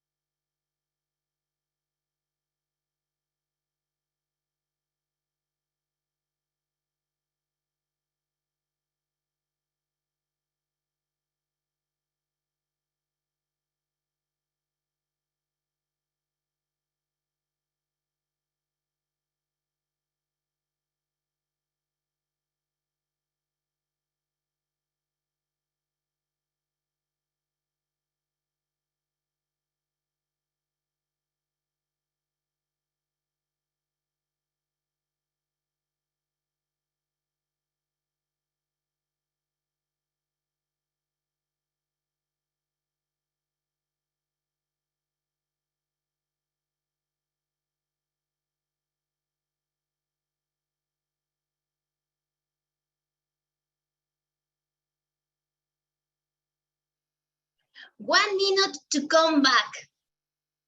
1 minute to come back, guys.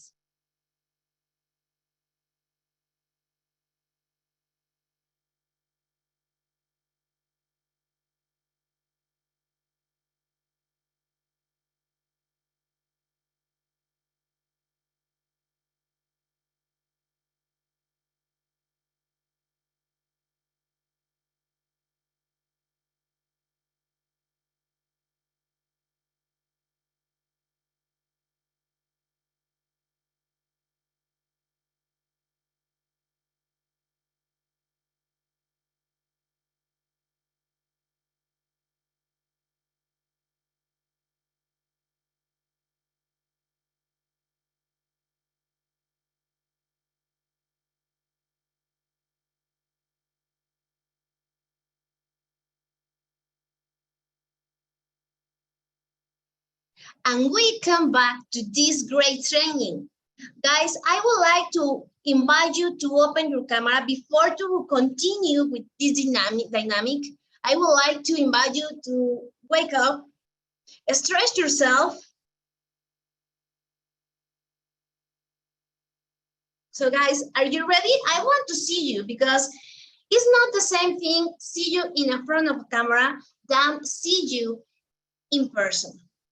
But we need to recover that energy. I would like to invite you to open your camera, guys. Because we are to continue to the second part. But first, I would like to invite you to raise up. Stand up, please.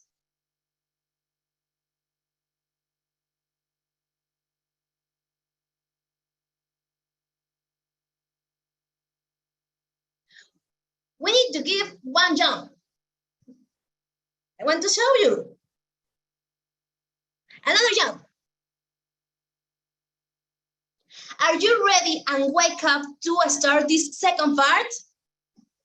Well done. Thank you to open your camera and jump with me because I'm happy to start this second part of the session with all the energy and the power. But before our next talk, we need to do our current and enjoying and exciting quiz goal.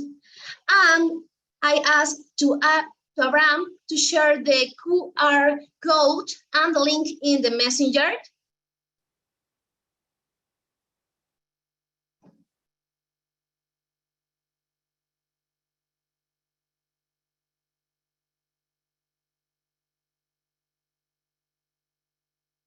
Are you ready? Because I'm playing with you.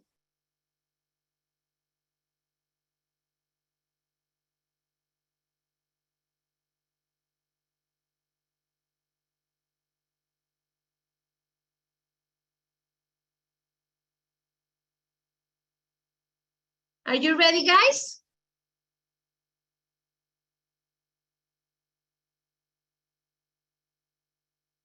Also, I forgot to mention that winners are getting a pin as a prize once we get in our next district event. Wow, I need to say a parenthesis. I really love win things. I consider myself a competitive woman. And as Erika says, competition gives us that power to give more things. So guys, who wants to win that thing in the next event?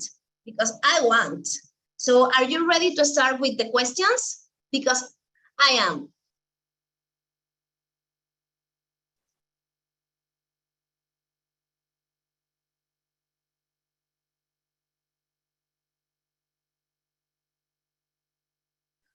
What tool would you use measure club quality? What tool would you use measure club quality? Are you ready?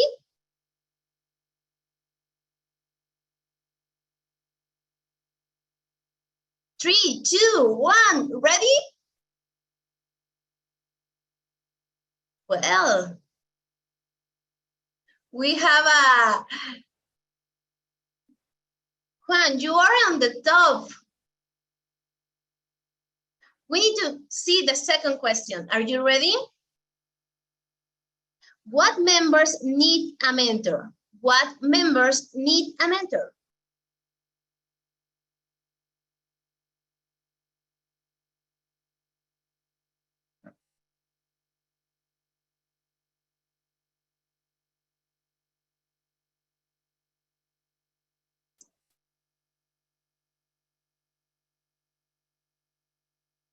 Okay, we need to go for the third question.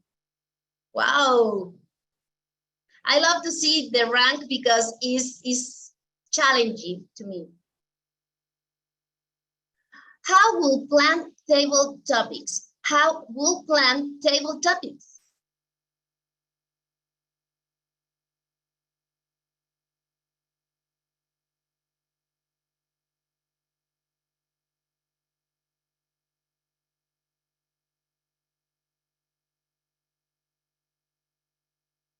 Okay.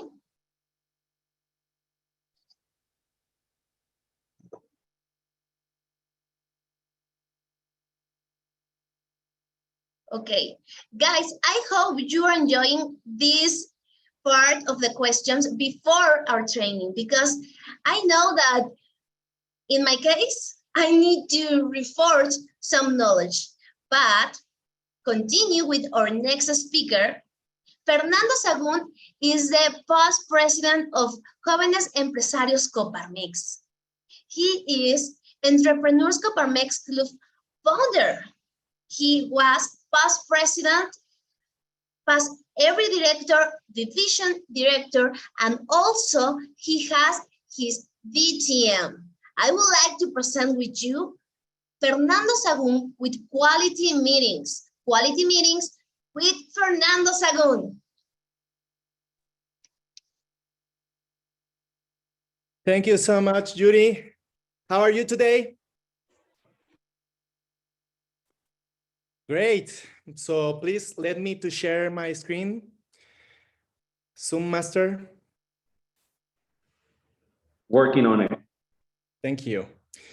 Well, I'm going to explain you in these few seconds the dynamic that we will apply in this part of the session. I want to talk with you, okay? So I'm going to ask some questions during my presentation, and I'm going to ask to anyone. It could be you, I don't know. So please pay attention because I need your participation. And I want to tell you something before to start. One of the characteristics of the principal characteristics of a genius is to learn something new every day. So for that, this kind of trainings, there are a lot of information that you may saw before, but I know one thing that you don't know, and it's the opinion of the others and what they do to be successful. So that's the principal thing that I want to hear from you today. And we will start to talk about quality club meetings, an important topic if you want to have a successful club. I am Fernando Sagún, and I'm going to share this presentation. So let me start. Okay, this is the agenda. Quality club meetings. First of all, we need to know more about the impact of the quality meetings on a club. What is a quality meeting? And delivering quality meetings. So we're going to talk about these three things during this presentation. And the objectives about this is, first of all, identify what a quality club meeting is. You need to know because sometimes it's not so clear for everyone. Then identify what goes into preparing quality meetings, and for least, develop strategies to consistently deliver quality meetings. So that's why we need your help to learn more about this topic. And impact of a quality meeting on a club. Well, we have 4 categories. First category, fostering a club of excellence. Second category, meeting member needs. Then conducting a smooth and impactful meeting. And at the end, member engagement. These are the 4 categories that we are going to talk today. So please pay attention. I'm going to ask, maybe I'm going to ask to you, because I'm not going to wait for someone to raise their hand. I'm going to ask to anyone. So you should give us your opinion. If you are a member, it's okay. If you are an official of the district, it's okay. Doesn't matter. We want your opinion, and you have only 1 minute to share with us. The first question is, how do quality meetings increase the engagement? And this question is going to be for Juan Reina.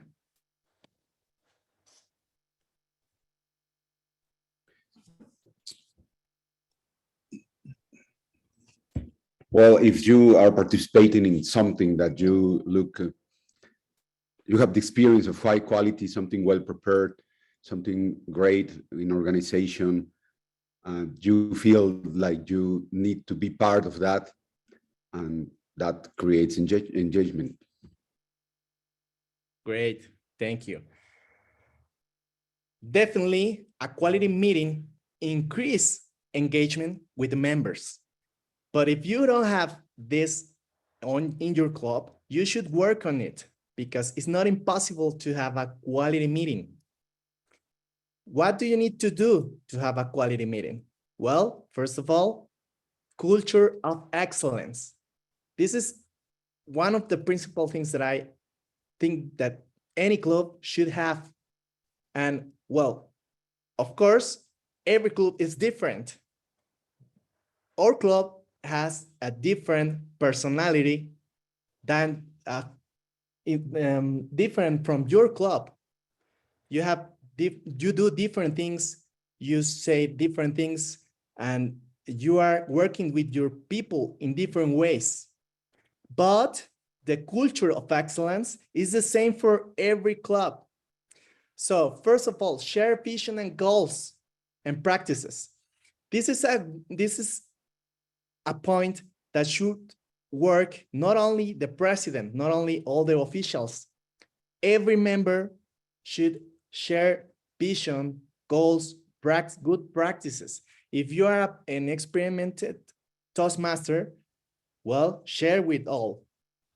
Then, commitment to achieve the vision and mission of the club. Remember, all we have a mission as a club, and we need to achieve it. We need help. They say you should delegate, and you should share the vision every time that you can. Then mutual support to achieve the success of all.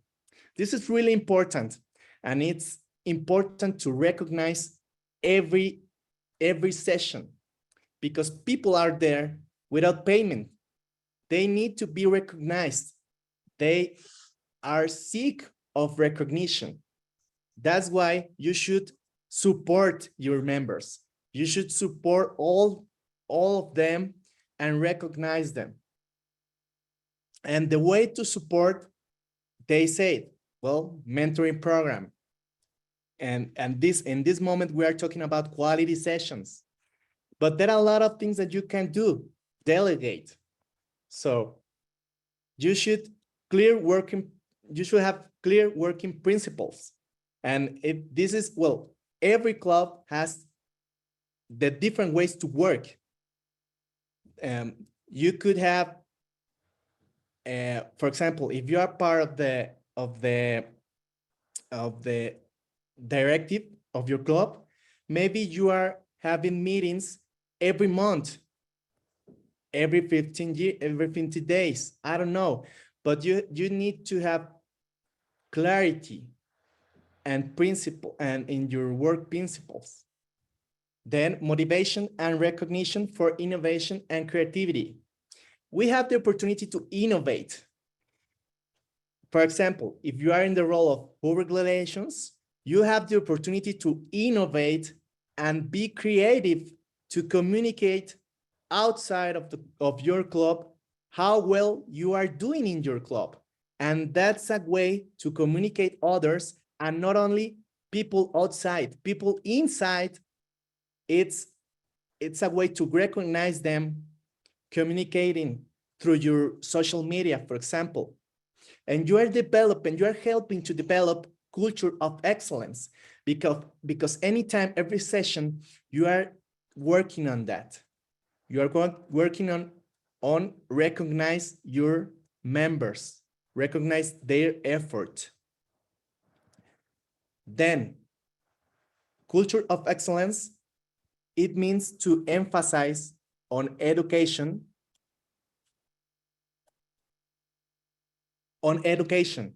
This is really important. Every session we need to see what's going to happen, what it's going in the advance of every member. That's why we need to have a control, and the VP of education needs to communicate to others and emphasize in the part of the education, get into the pathways, remember to the members, meet with your mentor. Every time emphasize in the importance of education, because I have the opportunity to saw that sometimes clubs are just meeting for a social purpose, but the reality is that we need to work in education. You are in Toastmasters and your members are in Toastmasters because they need to improve in their communication skills and their leadership skills. So you need to remember all the time them to work in their education. Set goals for members and have them supported by a mentor. We already said, but you should following that this is happening in your club, because it's easy to say, well, we need a mentor. And I already heard that about in this kind of training. Hey, we need a mentor, apply mentorship program. Yes, but what about in your club? This is happening. Let me tell you something. You need to follow that this is happening. Not only to say, hey, you have a mentor, okay, but take time, I don't know, in one session a month to ask to the mentors, hey, mentors, are you following your members? Hey, members, are you in contact with your mentor?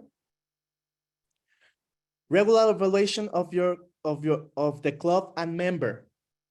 This is really important. You need to know the opinion of your members, what they are feeling, what they are doing, what they are thinking about your club. It is good, all the work that you are doing, all the work that your team are doing. Well, the only way to know is to ask to the people directly. I don't know if you want to do in a paper, or you can, if you are an official, you can go and ask to the others, hey, what is your opinion about our sessions? Are you okay? Are you feeling great? Are you feeling that you are improving? And then maybe the member is going to say, hey, well, I think we can improve on this, on that. Well, you take that information, and in your meeting, in your directive meeting, you can say to the all officials, hey, I saw this, I heard this from this member, from the other, and we need to improve. And then your culture of excellence, it's going to be better. So how do quality meetings increase member retention? This is really important. And I want to hear the opinion of Jane Delano. How do quality meetings increase member retention? I think that quality meetings will increase member retention, because if they realize that they are improving every time and that you are communicating what they have been achieving, it will allow them and even encourage them and motivate them to go to a meeting every time, because they will not only see their advancement, but also see the advancement of the other members of the club. Thank you for the question. Thank you for your answer. That's right. I like your opinion. And remember to pay attention to all of what we are saying. Okay, next part, meeting members' needs. This is really important. The only way to know the needs of your people, no matter if it's Toastmaster, or if it's your company, or if it's your team, or anywhere, the best way to know the needs of the people is to ask directly to all of them. You need to ask, you need to know, because it is important. It is important to know what their needs and how you can do to achieve that needs. Well, so you should make easy. You should ask and then apply their opinion quickly in actions in your club. Help him achieve his goals. This is really important. And sometimes we don't take time to know more about the goals of our members. Why? Well, because first of all, we don't ask. You should go with your members and ask them, hey, what is your goal? Why you are here? And well, it being said, all members need recognition, needs to be recognized in your club. Every time that you have the opportunity, recognize people, and you should increase and improve your relations with all your members. Okay, so next question. How do quality meetings encourage members to volunteer for leadership roles? This is a good one. And let me see, Hector Fierros, can you say your opinion, please? Hey, gang. I believe that quality meetings will encourage members to volunteer because setting up path implies an example. So if we are doing quality meetings where the role was planned and it was something that was meaningful for the people, this will cause the newcomers or people that never takes a role will try to emulate what has happened before in the story of the club. That's my opinion. Thank you. Thank you so much. So leading by example, this is really important because sometimes we saw people cancel to do any role. And they say, well, that's because I am occupied or something happens. But if you don't have quality meeting, you will not have volunteers for leadership roles.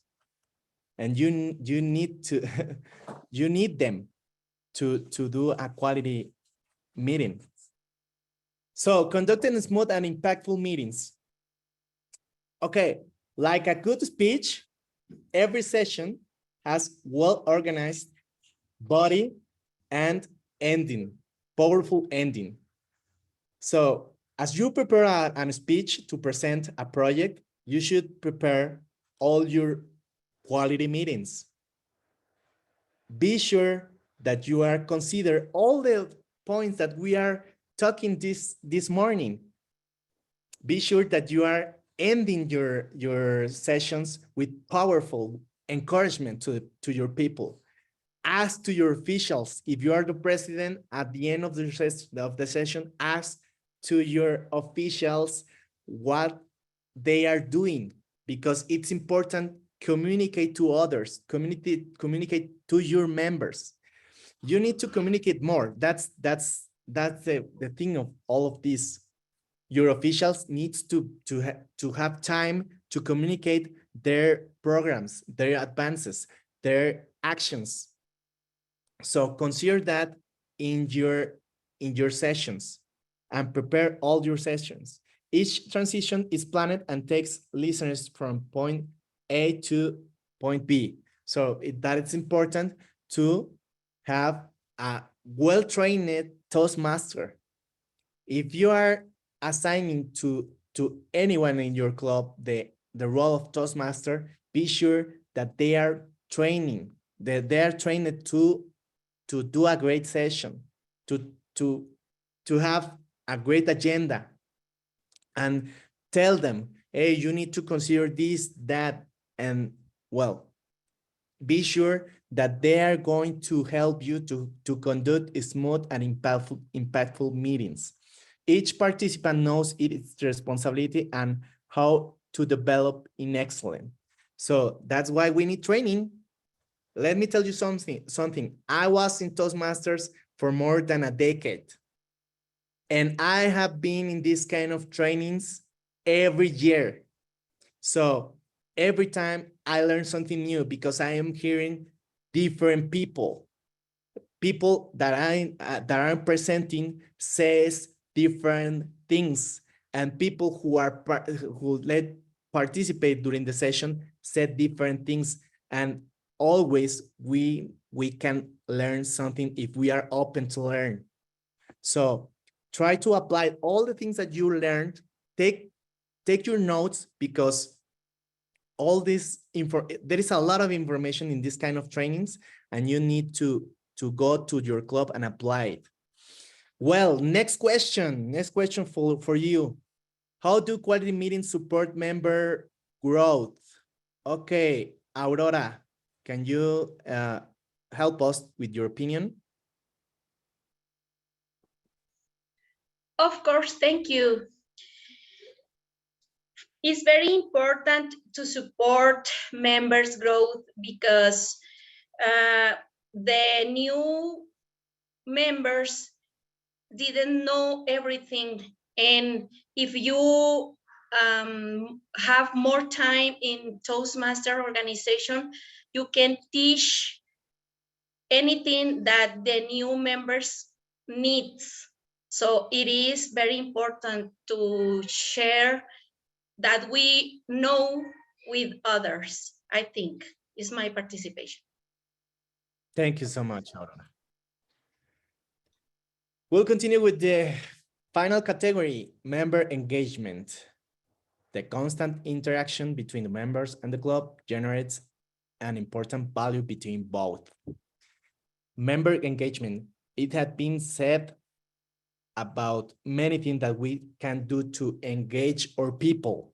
It is important to train them, to give them a role, to give them an opportunity, to give them a responsibility, to give them all they need, all the tools. And well, as you are here, you are the leader responsible for that.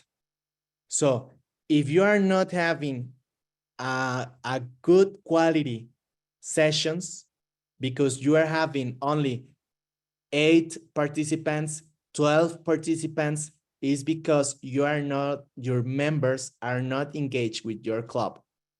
But why is that? Well, maybe because you are not recognize them. Maybe because you are not involve them in their meetings. Maybe because you are not delegate them functions.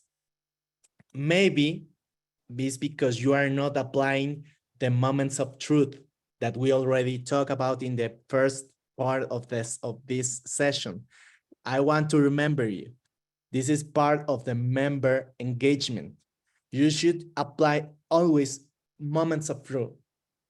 First impressions, membership orientation, fellowship variety and communication, sessions planning, membership strength, and recognition. These are the moments of truth, and you should always apply in all your sessions if you want to have engagement in your members. So take a second to think about, hey, in my club, what moment of truth is missing? Because this is the way that you can identify a plan to go and do something.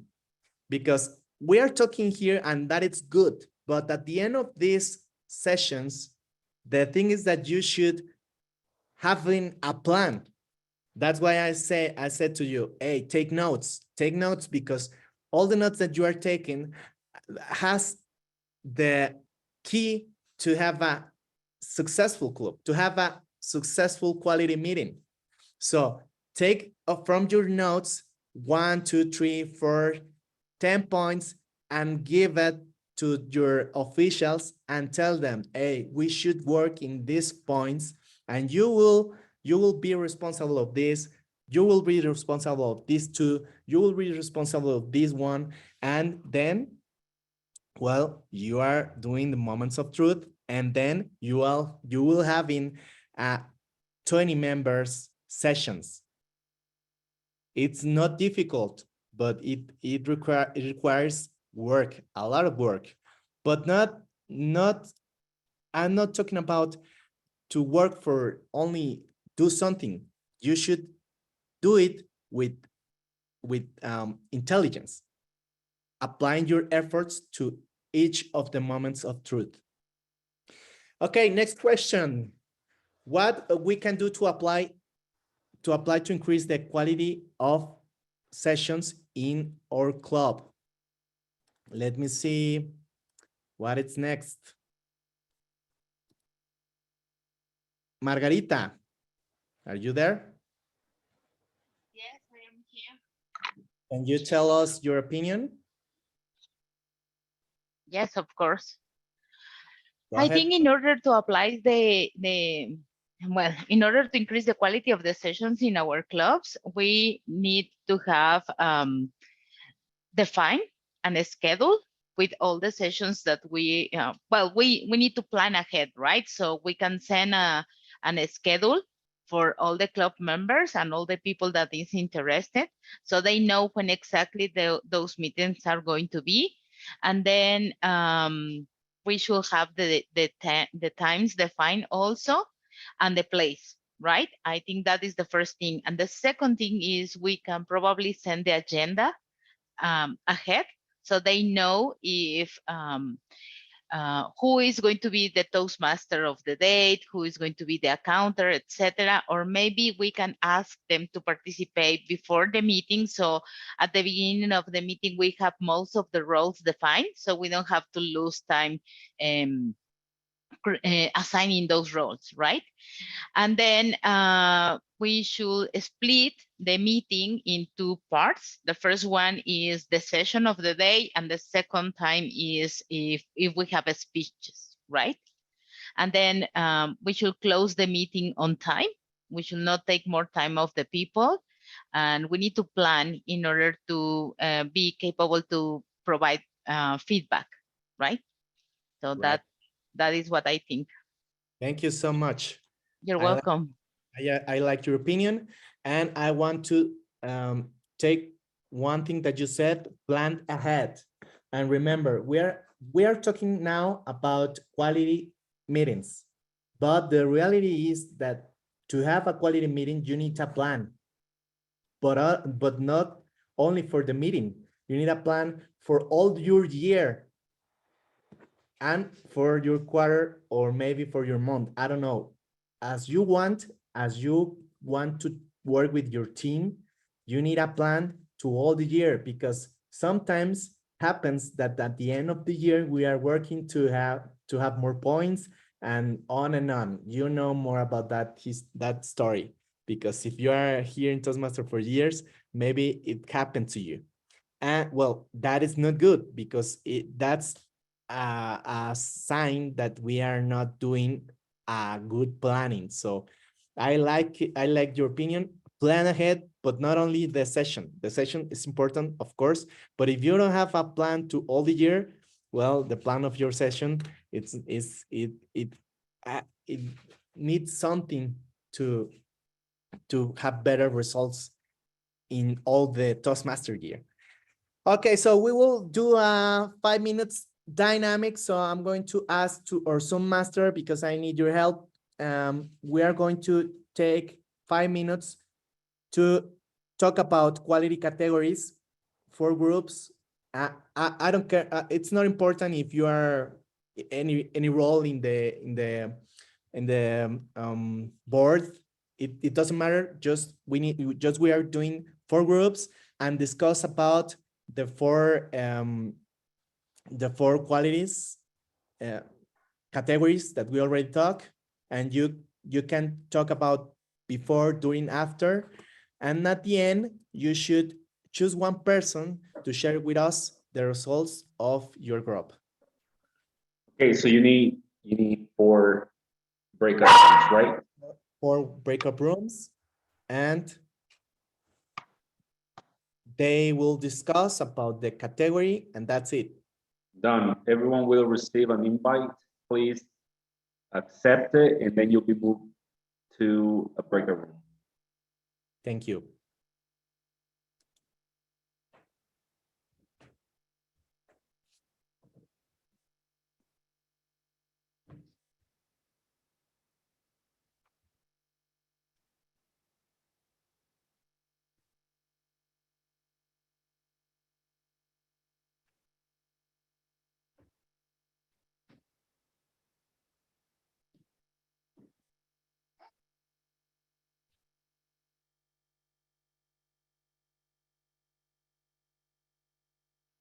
If you're having any kind of trouble to join the room, please let me know. I'll assign you manually.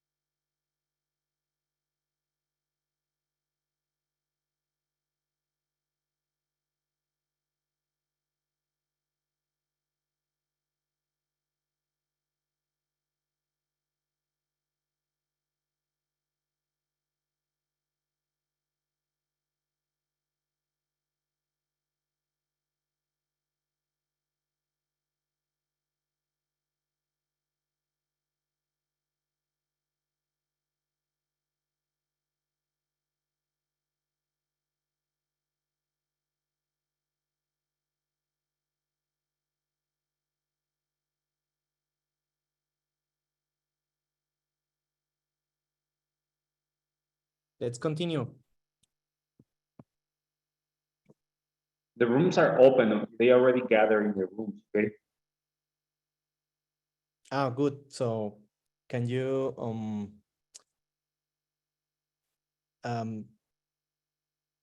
keep try them back to the principal room? You want me to bring them back already? Yeah, bring them back. All right.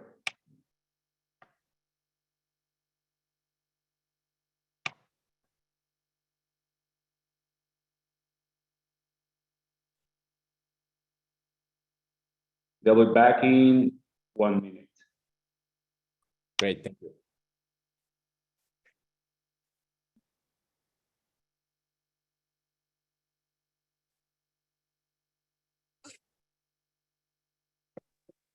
Sorry, I have a problem. I put the meet sala number 2, please. No, there was not a problem. I already closed all the rooms. Everybody's coming back. Okay.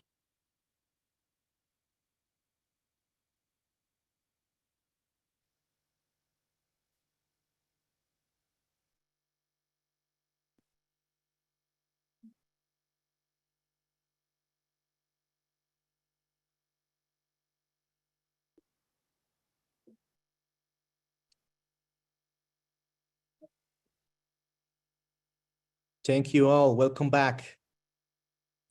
So I want to know the opinion of the breakout room of the room number 1.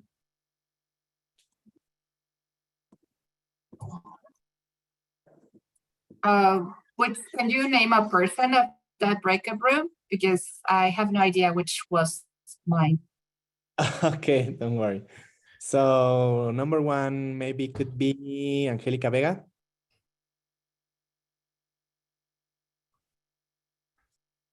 Okay, thank you. And unless somebody else from my group wants to talk, I guess what I could bring together is that we got caught on some of the very important points, but most of them referred to things that you do before the session. So planning, organizing, improvising, a good concept of military style, but not military, but that we're prepared so that we can improvise. So on time with objectives, everybody knows when we're meeting beforehand. So it's planning so that when you're at the session, everything works as planned. And somebody from the group, if you want to add something, please do. Thank you. Amazing. Thank you so much for your opinion. Okay, room number 2 could be Federico.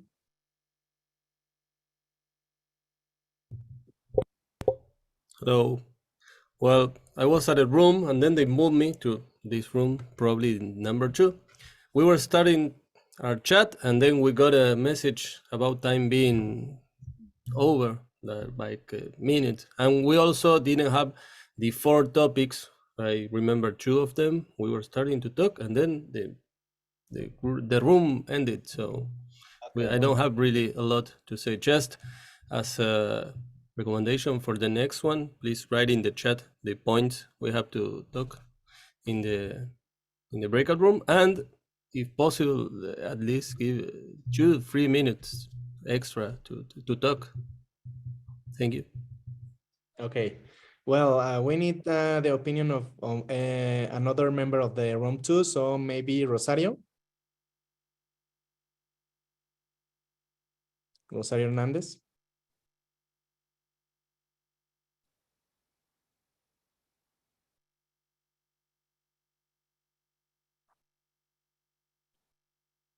Okay, next, Maggie, are you there? Mary what? Yeah. Maggie Velasquez. Ah, sorry.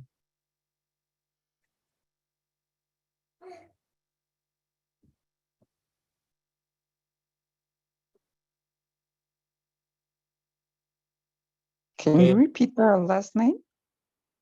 Maggie Velasquez. Oh. Okay, but she's not answering. So, David Camacho. From room 2. Right. Well, we didn't have enough time to review all the points, but just talking some example about it could be having all prepared before the meeting. I mean, talking about the agenda, all the roles and the projects, the evaluators and the support team in order to be on time and to have a scheduled meeting and a well-organized meeting. At the end, it could be a good way to have organized and a quality on meetings. Great, thank you. Thank you. Room number 3, Ramiro, Uman. So our main conclusion was that on one hand, you need to make the guest feel welcome. And on the other hand, you need to make them aware of the fact that they need to engage, they need to participate. Otherwise, they are wasting their time here. You don't come here just to listen in the background while you multitask. If you don't participate, you are wasting your time. Great, thank you. Okay, last room. Let me see. Giovanni Cancino. Hey everyone, thank you. As I was saying, I was participating in 2 different rooms. I didn't get the number, but what I was sharing is very important to make sure that everyone feels welcomed and is clear about the session, what the expectation is, and what's going to happen. I say this because if we have a new member, they don't even know that there are roles, time, and what is expected. So if we create a great impact from the first time, it will be good for the entire group. Remember, there's no second chance to give a first impression. Totally agree with you. Well, thank you to all of you to share your opinions. That's the principal way to learn. And well, we will continue because we are reaching the time of this presentation. So the last part of this presentation is the calc of quality session. So we have 10 points for you. So pay attention. First one, take advantage of the session time, start and end on time, of course, really important. In our case, in my club, this is one of the principal opinion of the guests that we are always on time. And they are always saying that this is a good point of our club. Second, distribute the roles and such as a way that all members participate at least once.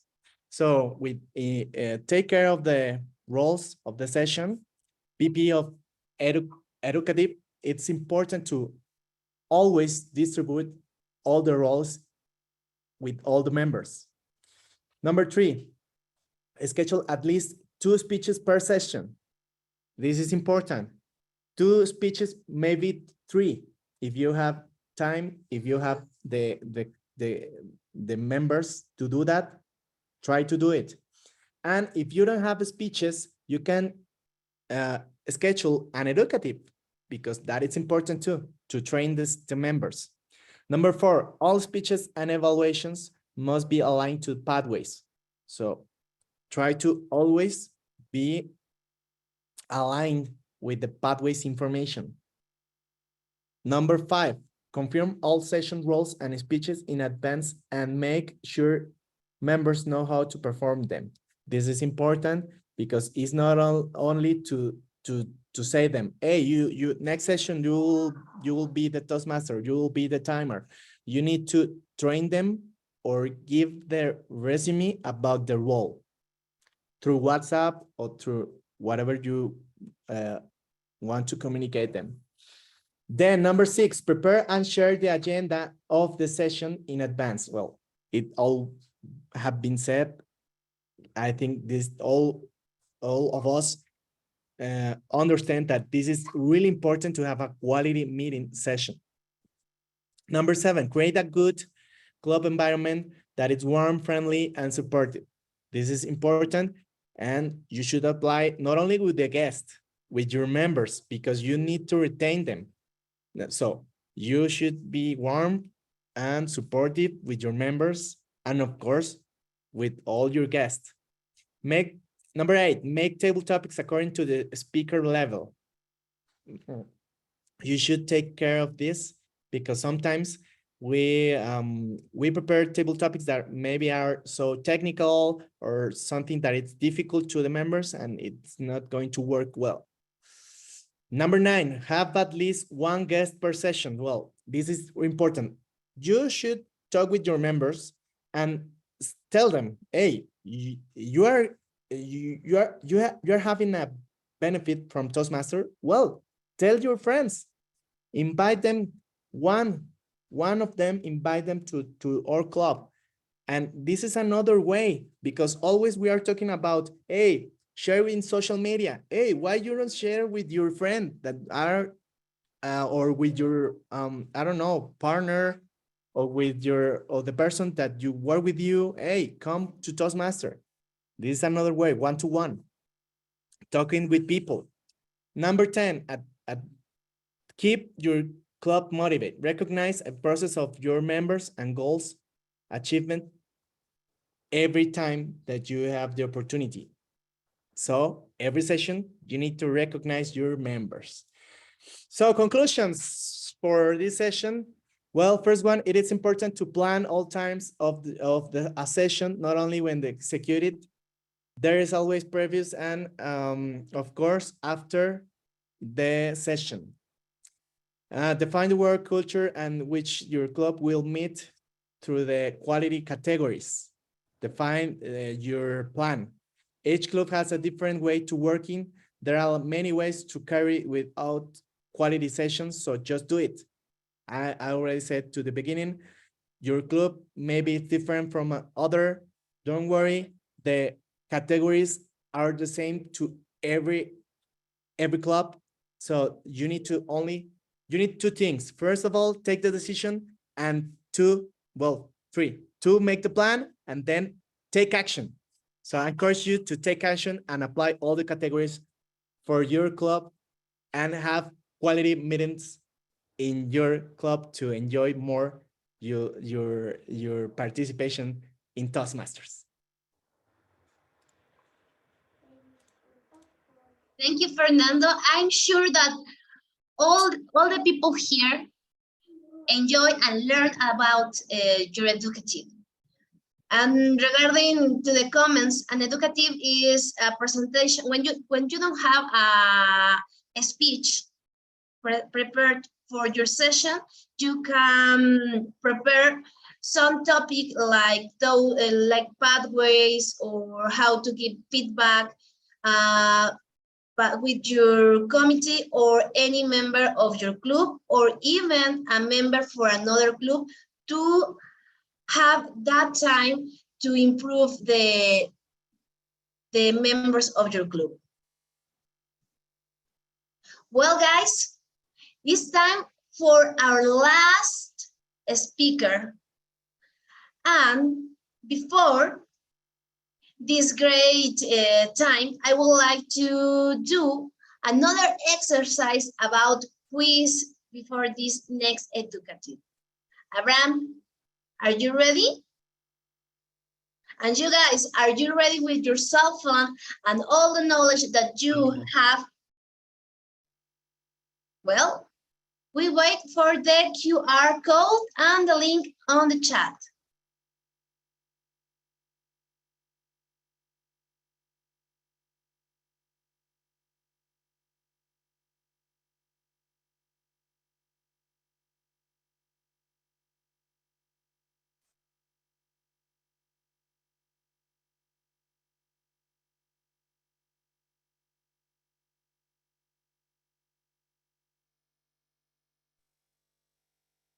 Are you supposed to share the Q? Okay, sorry. Yes, and the link, please.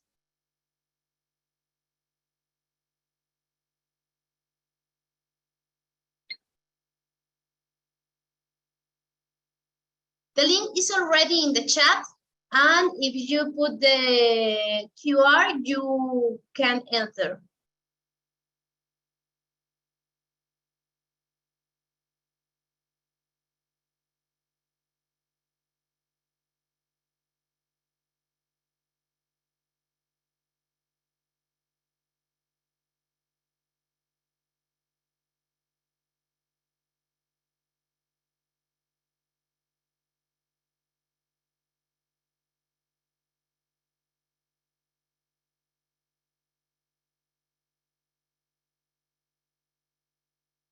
We have another link. Can you put for those who aren't on the play?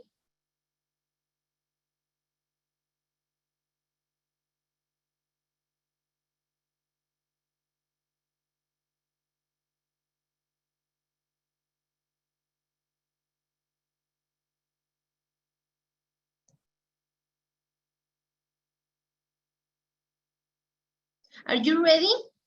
Well, how many goals does Distinguished Club program has? How many goals does Distinguished Club program has?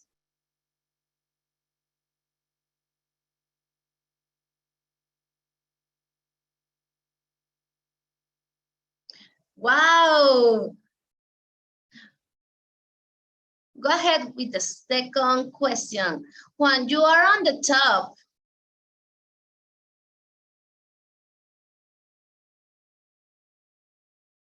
According to World Headquarters, how many members leave our clubs each year? How many members leave our clubs each year?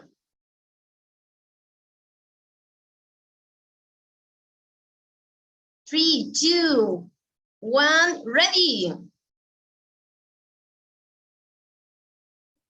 See.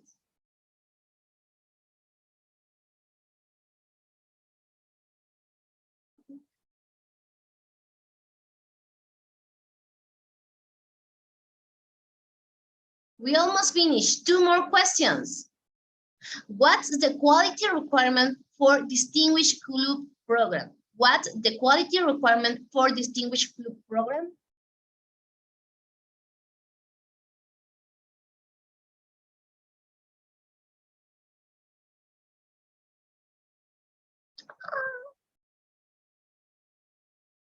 $20 members or 3 meet growth. And the last question for this quiz.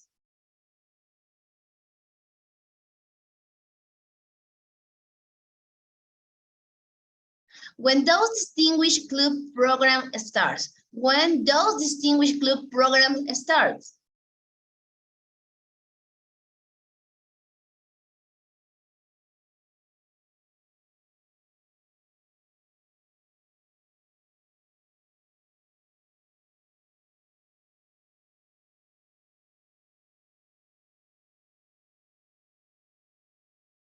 Well, guys.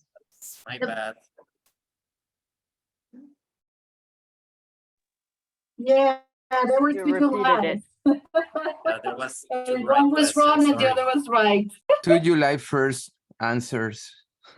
Yeah. But the thing that I love more of this activity is that we can see that we put attention. I know that Abraham did that to see if we put attention to this question. Well, guys, it's time to start with our last talk. He is member since 2013, current president of the Franco Poilé Club, the only French club in Mexico. And he also is president of his club, twice area director, division director, club extension chair, club growth director, program quality director, and our current district 34 director. That's right, he's Arturo Aubry with his talk, Distinguished Club Program. Distinguished Club Program with Arturo Aubry. Thank you very much, Madam Toastmaster. Thank you everyone for being with us today, investing a few hours of your Sunday, sharing with us, exchanging experiences, and of course, gaining new knowledge to be better leaders for your clubs.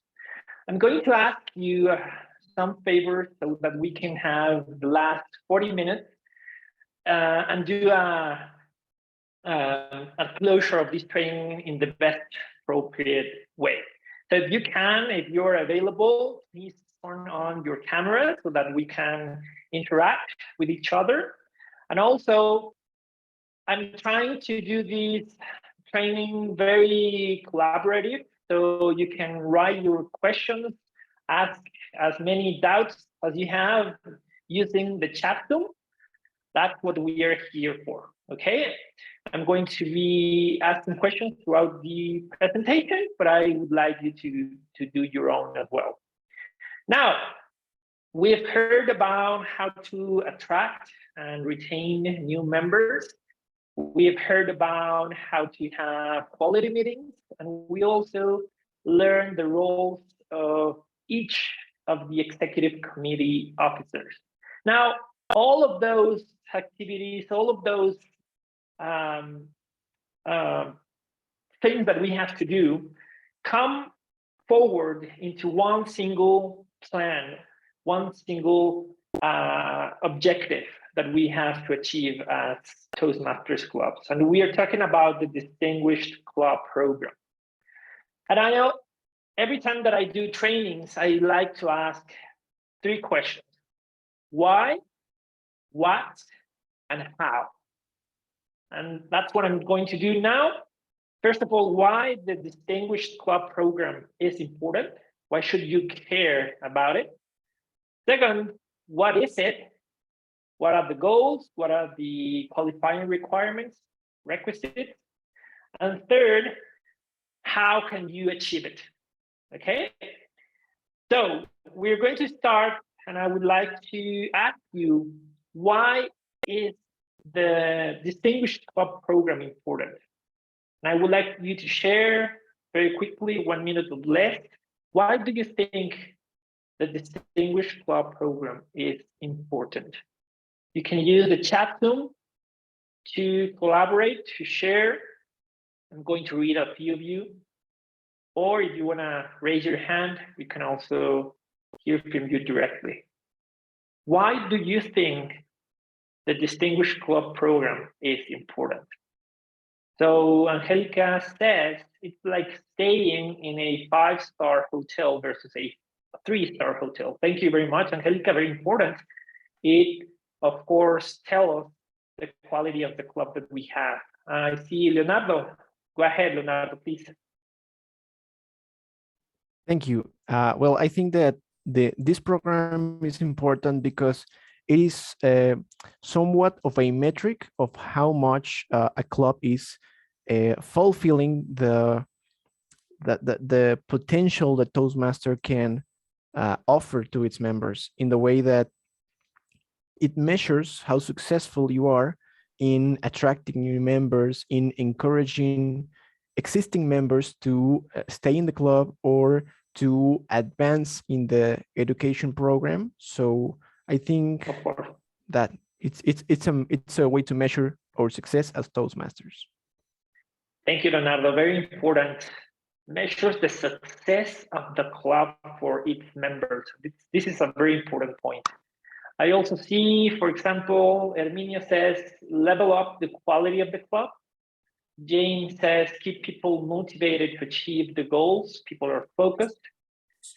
Juan pushes us to grow by having goals and working towards them.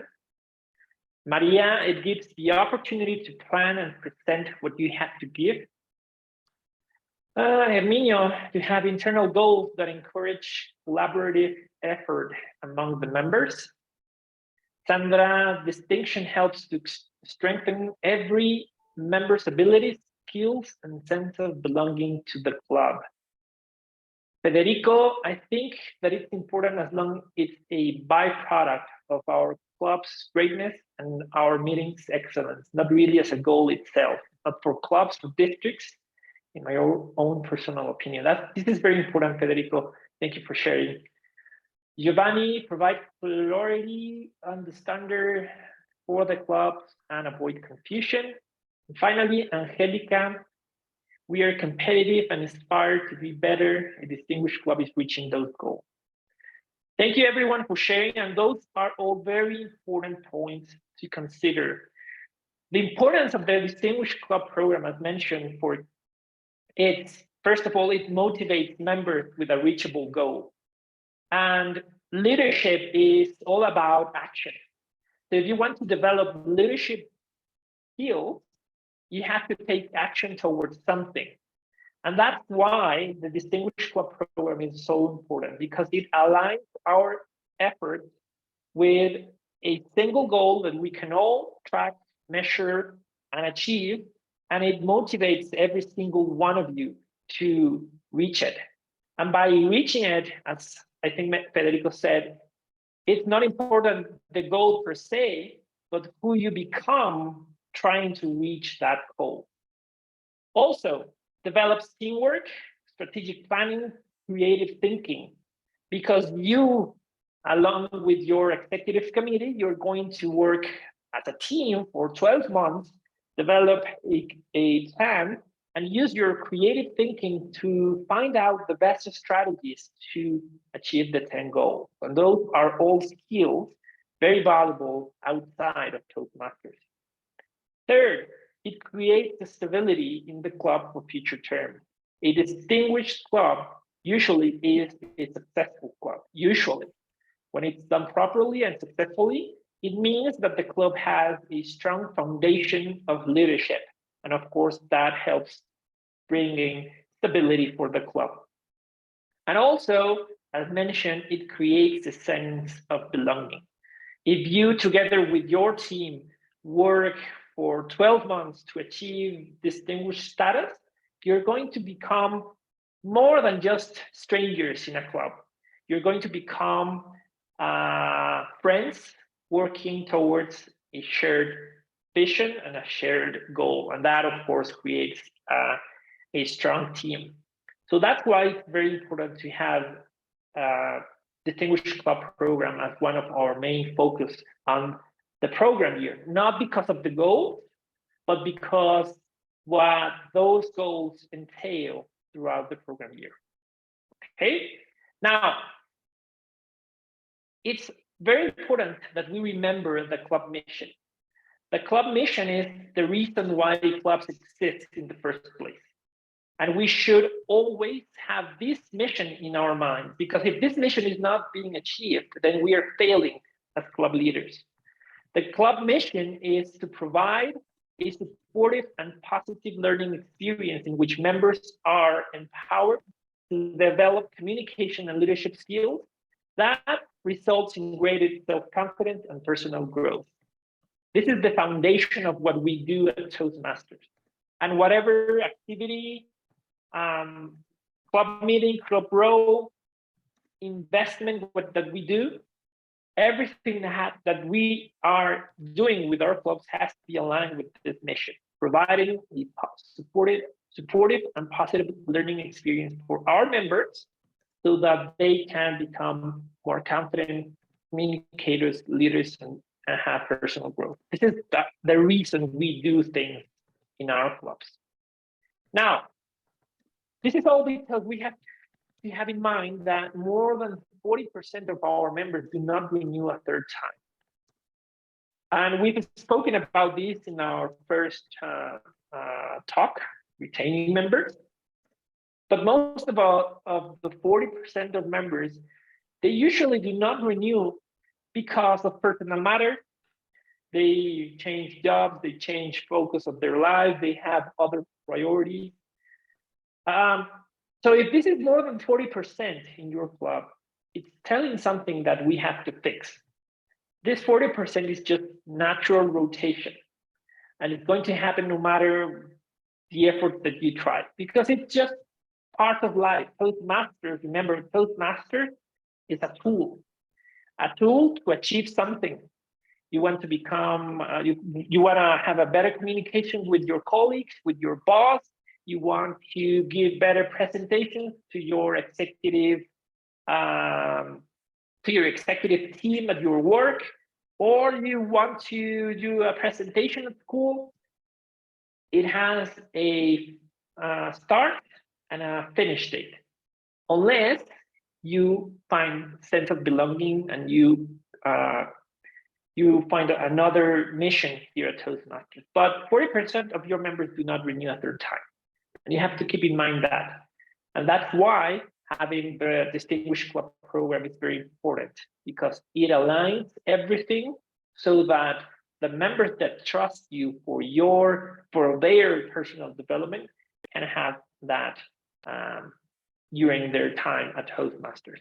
Now, we've spoken also about how to have quality meetings using the moments of truth, the 6 pillars of how to have quality meetings. We've spoken about those. First impression. What's the first impression that a new member, a guest, or an existing member has when getting to your club? Very important. You know that a sale is also about how do you create an excellent first impression. And depending on that first impression, a member may or may not join your club. Second, membership orientation, because of course, a new member doesn't know anything about Toastmasters. So you have to teach them to take the most advantage of the Toastmasters program. Fellowship, variety, and communication, so that you can create a team and not only a group of strangers doing speeches every week. It is a team with a shared purpose of helping each other and helping succeed in their own goals. The fourth is program planning and meeting organization, in which you as a team create a plan to achieve this goal, but with having in mind that those goals are going to help the members develop communication and leadership skills. It's not because of the goal, but because of the personal development of your members. The fifth, membership strength, and it was mentioned in the previous talk, a club with not at least 20 members, it's going to have difficult times to have quality meetings and to be a strong club. 20 members is the perfect number to have meetings in which everyone can participate, in which we have 3 or 4 prepared speeches, in which everyone participates in table topics, in which we do not have duplicate roles. Membership strength is helping us to have quality meetings and thus providing a better experience for everyone. And finally, achievement recognition, because this is the way that we realize that Toastmasters really works, by recognizing the achievements of those members that trusted in our club. So we've spoken about why this is important. And if anything, I would like you to have this information at the end of the training and take this to your club. Numbers are not important. If you at any point you see that you have 1 or 2 goals, that may be something that is not reflecting the entire reality of your club. But also the club that has no goals also is telling us something. So this is very important, and I want you to keep this in mind. Numbers are not the entire truth, but they do give some of the truth to the club. Okay, so now let's talk about what is the Distinguished Club Program. First of all, it's composed of 3 main things. First of all, 10 goals. We already said that during the dynamic. 10 goals that you have to reach as a team. Second, during the span of 1 year, starting July 1st and ending June 30 of the following year. Okay, so we already are 2 months into the program year. I hope you already have achieved some of your goals. Remember, July 1st to June 30 of the following year. Finally, there are some qualifying requirements that we are going to speak about in a moment. And if you achieved 5 or 6 goals, you are Distinguished Club. If you achieve 7 or 8, you're Select Distinguished Club. And if you achieve 9 or 10, you're President's Distinguished Club. This is the framework. This is the fundamental idea of the Distinguished Club program. 10 goals during 1 year. And if you achieve certain goals, you achieve certain level of distinguish. Now, what are those qualifying requirements? First of all, a qualifying requirement is like a prerequisite, condition that you have to meet to participate in this program. If you do not meet these qualifying requirements, even if you have all the goals, you're not going to earn distinguished recognition. Okay, so this is very important. Before the goal, you have to meet the qualifying requirements to be distinguished. What are those qualifying requirements? First of all, being a club in good standing. Club in good standing means you have at least 8 paid members. Okay, at least 8 paid members, so that you are a club in good standing. The second qualifying requirement is to have 20 members or a net growth of 3 members. Let me repeat that. At least 20 members or net growth of 3 members. Either you have to have either of these to be within the qualifying requirement, the Distinguished Club program. And why do I put this little star here, 3 members? Because it is usually 5 members, a net growth of 5 members. That is usually the requirement. But for the 2022, 2023, and 2023-2024 program years, this has been changed by the board of directors of our organization. And for the next 2 years, it's going to be 3 net growth members. Okay. I hope there are no doubts, but if there are, please share them with us in the chat so that we can answer them. So let's see a few examples of these qualifying requirements so that you can understand a little bit how it works. Let's take a look at this club. July 1st, it started with 17 members. And we said the qualifying requirement is being a club in good standing, at least 8 members. So it checks this one. It is a club in good standing. But if you see here, it still has 17 members. So what does this club need to be distinguished?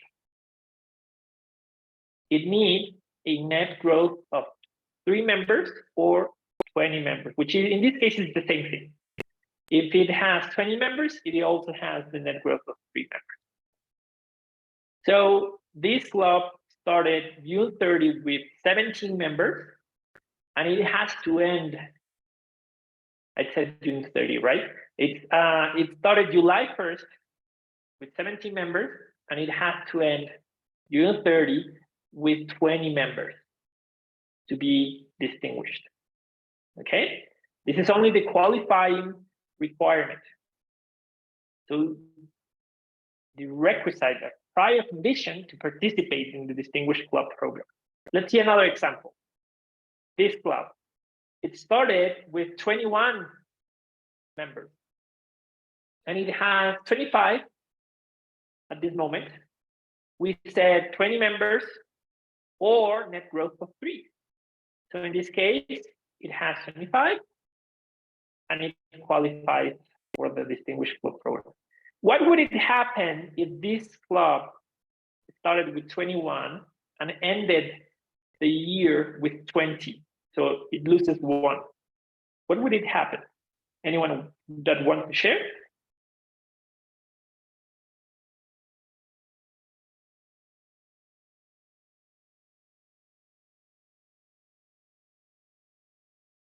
You won't get the point. You will or you will not? Not. Okay, so why do you think that?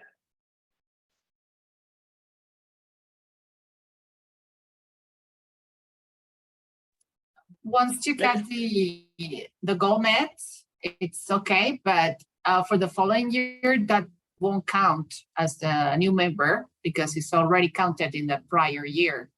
So if you lose it, you have to also make again the effort to get a new one that replaced that one that was gone.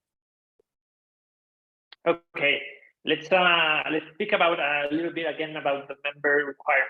So if you started with 21, what are the qualifying requirements? Being in good standing, so at least eight, that's right. check. And the second is having 20 members or net growth of 3. So you can have either 20 or net growth of 3. Oh, okay. So if you have so 21, you're covered. Exactly. Even if you started with 21, 25, 30, 40, as long as you end the year with 20, you qualify for this requirement. Okay? So it doesn't matter if you are 40 and then you lose 20. That would be awful, but let's follow the example. If you start with 40 and you lose 20, you're still within the 20 requirement and you would qualify for this requirement. Okay, this is very important to take in mind, to take into consideration, because those two are very important: being a club, good standing, at least 8 members, and having 20 or net growth of 3 for the program year. Let's see another example. If you have a base of 10 members, July 1st, you have to get to 20, so 10 more, or a net growth of 3. So in this case, only getting to 13. Very important to take into consideration. Depending on your club, depending how you started, it's what you need to achieve June 30. Now now that we understood the qualifying requirements, we can understand how the goals work. We have 4 categories for the Distinguished Club program, 4 categories of goals: education, membership, training, and administration. So the majority of goals are educational goals. And we are speaking about pathways level. Okay, so the first 6 goals, 1 to 6, are regarding pathway level accomplishment for your members, of course. So goal number 1, to have 4 members achieving level 1. 4 members achieving level 1. And I'm going to say something very important that I want you to take into consideration also. For one particular goal, only one person can achieve this. So you cannot have one single member achieving the 4 level 1 goals. But you can have a member achieving level 1, level 2, level 3, level 4, level 5. For example, one member can achieve different levels, but one member cannot achieve the same level and be counted towards the Distinguished Club program. Okay, so 4 members achieving level 1 for goal 1. For goal 2, 2 members achieving level 2. For goal 3, 2 additional members achieving level 2. For goal 4, 2 members achieving level 3. For goal 5, 1 member achieving either level 4 or level 5 or DTM. Either of these 3, only one of those you need to achieve level goal 5. And for goal 6, the same thing: 1 additional level 4, level 5, or DTM. Okay, so if you make the count, how many members achieving goal do you need? For level 1, 2 level 2, another 2 level 2, that's 8, 2 level 3, that's 10, 1 level 4, 5 or DTM, that's 11, and then 1 additional level 4, 5 for DTM, that's 12. 12 members achieving goals in your club. Now remember, 1 member can do level 1, 2, 3, 4, 5 and be counted. But 1 member cannot do the same goal. They cannot do 2 level 1s and be counted toward distinguished club program. This is very important because I've seen this many times, and then they ask, we already have some of the goals, but they are not being counted correctly. Now, let's talk about membership. Membership goals. Oops. Let's see. Membership goals. For new members, for the goal number 7, let's say new, dual, or reinstated members. Okay. Transfer members do not count. They have to be for new, dual, or reinstated members. Okay. What is a dual member? Member that is belongs to 2 or more clubs, and reinstated members that used to be members. They stopped being Toastmasters and they want to come back to the organization. So for these goals of membership, 7 and 8, it's for new, dual, or reinstated members. And for goal 8, the same thing for additional new, dual, or reinstated members. So a total of 8 for both goals, okay? And they have to be registered within July 1st and June 30 to be counted in this program year. Goal number 9, we are doing this one as of right now. At least 4 officers trained in each round. The first round is June to August. We are actually on the last days of the training period of the first one. And at least 4 officers trained also during the second round, which starts November 1st and finishes February 28th, okay? Or 29 in leap years. So at least 4 of your officers have to be trained to achieve goal number 9. And finally, the last one, the administration goal, is divided in 2 parts. The first part is renewals. You have to renew at least 8 members. Remember that we said good standing in the qualifying requirement? Well, that is what we have to do here in the administration goal. At least 8 members have to be paid on time. What does it mean on time? By October 1st, April 1st, or both. You can do a combination. You can do October 1st, you can do April 1st, or you can do both, preferably both, of course. But if you do either October 1st or April 1st, you have this goal. You have this half part of the goal. And the second part of the goal is to send the club officers list on time. So first meeting of May, you're going to do your club officer selection. There's a protocol, there's a process. You can speak with your area director to ask how. But there's first meeting of May, you are going to do your club officer election, and then the results of those elections, you're going to send those through Club Central before June 30, so that the new club officers are recognized and they have access to Club Central starting July 1st. Okay, so this is very important because if you see this goal is not for you. This goal is for the following program year.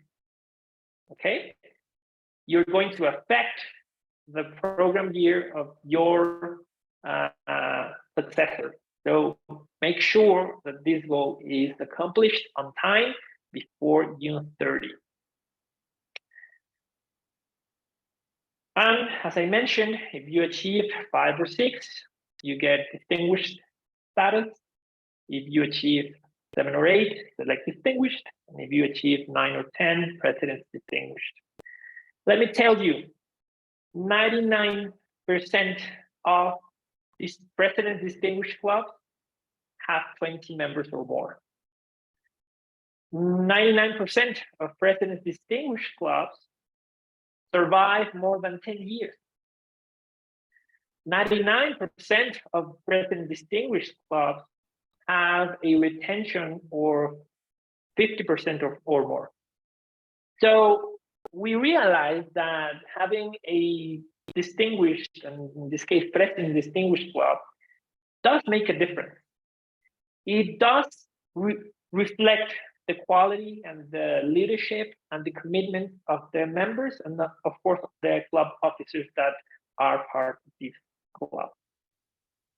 So I'm going to pause for a little bit to take a look at the time. I'm not sure how much time I'm doing as of this moment.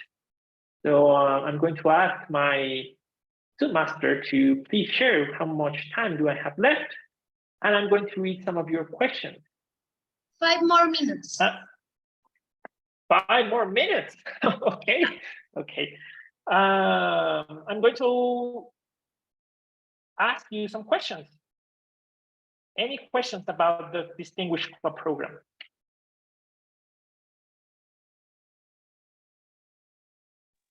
Okay. Arturo? Yes. Maria Elena, go ahead, please. Thank you. Sorry, Jose. Very quickly, if you remember me, we've been a club for 4 years now, going on our 5th year. And it's the first time we've been doing the transfers for about 3 years instead of paying through credit cards or whatever. And this year, none of the executive committee were uploaded into the platform. So, and I know that it isn't necessarily what you're talking about, but at the same time it is, because it's going to affect us for the next season. We cannot get into leadership central, and therefore we can't advance our members at the moment. And we're worried because we've written to Toastmasters and we don't know what to do. It's going to affect us in the upcoming future. So if you have any advice for that, please help us. Yes, of course. So your case is very particular, Maria Elena. I think you and only one other club is in that situation. So I'm going to, the main thing that we have to do is to gather the list and send an email. And if you already sent an email and they haven't replied, write a message to me so I can follow up via phone call and we can make this happen. Because yeah, this is a very particular issue that only applies for your situation, but it is fixable, and I just need to call them to make them do it very much more effectively. Yes, it has been a long process. This year, Toastmasters International really dropped the ball and it hasn't been up to speed, though they're asking us to be excellent. So yes, I'll send you a private email then. Thank you. Thank you very much. Any other questions about the Distinguished Club program? I would like to make a question, if I may. Go ahead, Marie. Okay. Since the platform was renewed, we have been having a lot of problems with it. The last problem, or the newest problem, is that they don't answer our questions. And I've even have called to the international Toastmaster, and they don't give me a good answer to a problem we have in our club. And it's that a member that said that she had already been paid and went into Toastmaster member. They told me she didn't appear. After that, she paid again to be a member, and now she appears with 2 numbers of a member, and now she cannot enter to Pathways because it says that she is not paid because she has Thank you, Maria. That's a particularly technical issue that I know what is it about, but it's not related to the Distinguished Club program. So if you want, you can send me a message as well, and we can figure what happened and of course fix it. Let me but tell you why related to the let me tell you why it is related. It's because all the members of the club knows of this problem, and they are being a little bit award of paying for the next semester. Okay, I And understand. I will send you the problem to you personally, but it does affect the feelings of the rest of the members. Of course. Yeah, I totally understand. And let me tell you something that this is not particular to one club. I've seen these issues happening in many clubs around the district and around the world, actually. And it is definitely something that should be fixed. I also think that some of these issues and some of these challenges and things that happen throughout our time as leaders, they are also opportunities for us to challenge our skills, challenge our ability and capacity of inspiring others. So thank you, Maria, for sharing. And I would invite everyone, if you have an issue, ask to your area, division, directors, even ourselves, so that we can help. But never lose focus on one thing. Our responsibility is not with Toastmasters. Our responsibility is not with the area, divisions, or even the district director. Our responsibility is with our members and for their personal growth. And I take this very seriously because even if I am not very happy with how technical issues have been handled by World Headquarters, I do believe in the organization, and I do believe in the power of Toastmasters to help people become better leaders and communicators. And I'm going to do anything in my power to help you become better versions of yourself. And this is just something that we can apply for everything. So thank you, everyone. I want to ask you one favor, just as my last one thing, Mr. Program Quality. And I would like to ask you to do this, your club success plan. So it's being redesigned very recently, and it's now in two different documents, the club success plan and the distinguished club program. So the club success plan is a strategy based on the objectives and needs of your members. It's 10 pages long, and I would like to ask you that we have a meeting with your executive committee, and you write down every goal, every need, every resource, every vision that you have for your club. And using this club success plan, develop the strategies that you need for your particular case so that your club can be successful. By remembering one thing, the club success depends on your commitment and your time investment, and it is our responsibility to help our members succeed. The Distinguished Club program is just a measurement of how are we doing things. If we do not present speeches, if we do not have good evaluations, if we do not have guests in our club, that's going to reflect on the Distinguished Club program goal. On the other hand, we do not have to just achieve goals just because of achieving them. They have to measure the true success of the club. So I invite you to do this, develop this club success plan, share it with your area director, ask questions, and if you need help at any point of your program year, do not hesitate to let us know, because that's what we are here for, to help you be better leaders so that in turn you can serve your clubs in a better way. Thank you, Arthur. I'm sure that we learned a lot of things. Of course, Toastmaster is growing up with us, and the most amazing thing of Toastmaster is that we can support each other. So you can answer to Arturo or to others members your questions about the problems of the platform, even if you have a mentor or someone that you think had the experience, ask them, because at the end, in every moment here in the organization, we can learn and we can support us. Well, guys, I want to thank you for the attention, for being here, and for my part is all. Thank you, Abraham, to give me this invitation. I give you the word to Abraham Lopez.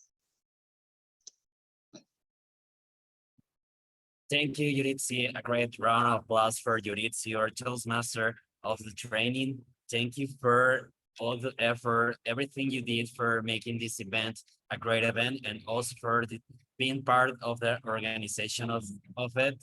It was great being a team member with you. So guys, thank you very much for staying here for these 3.5 hours. It was great to have you, and now all of these around 50 club officers are now trained, and we will be checking assistance through your area and division director. So if someone is not on the list by the first report, please let us know.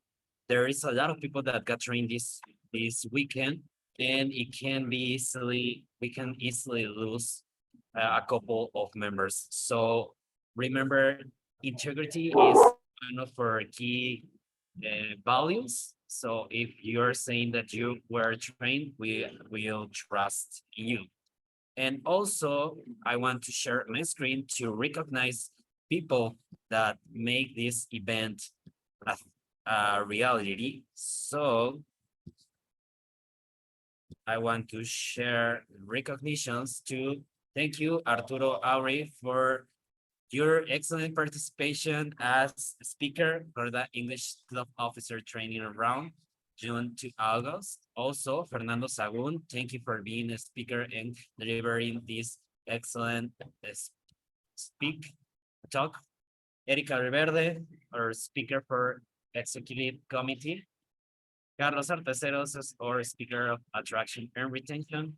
And for sure, our Toastmaster Yuritsi Gomez for your guidance through the whole meeting. Thank you so much, everyone. The round of applause for everyone. And let's take the picture of the event. So open your cameras as you can. We are taking a picture.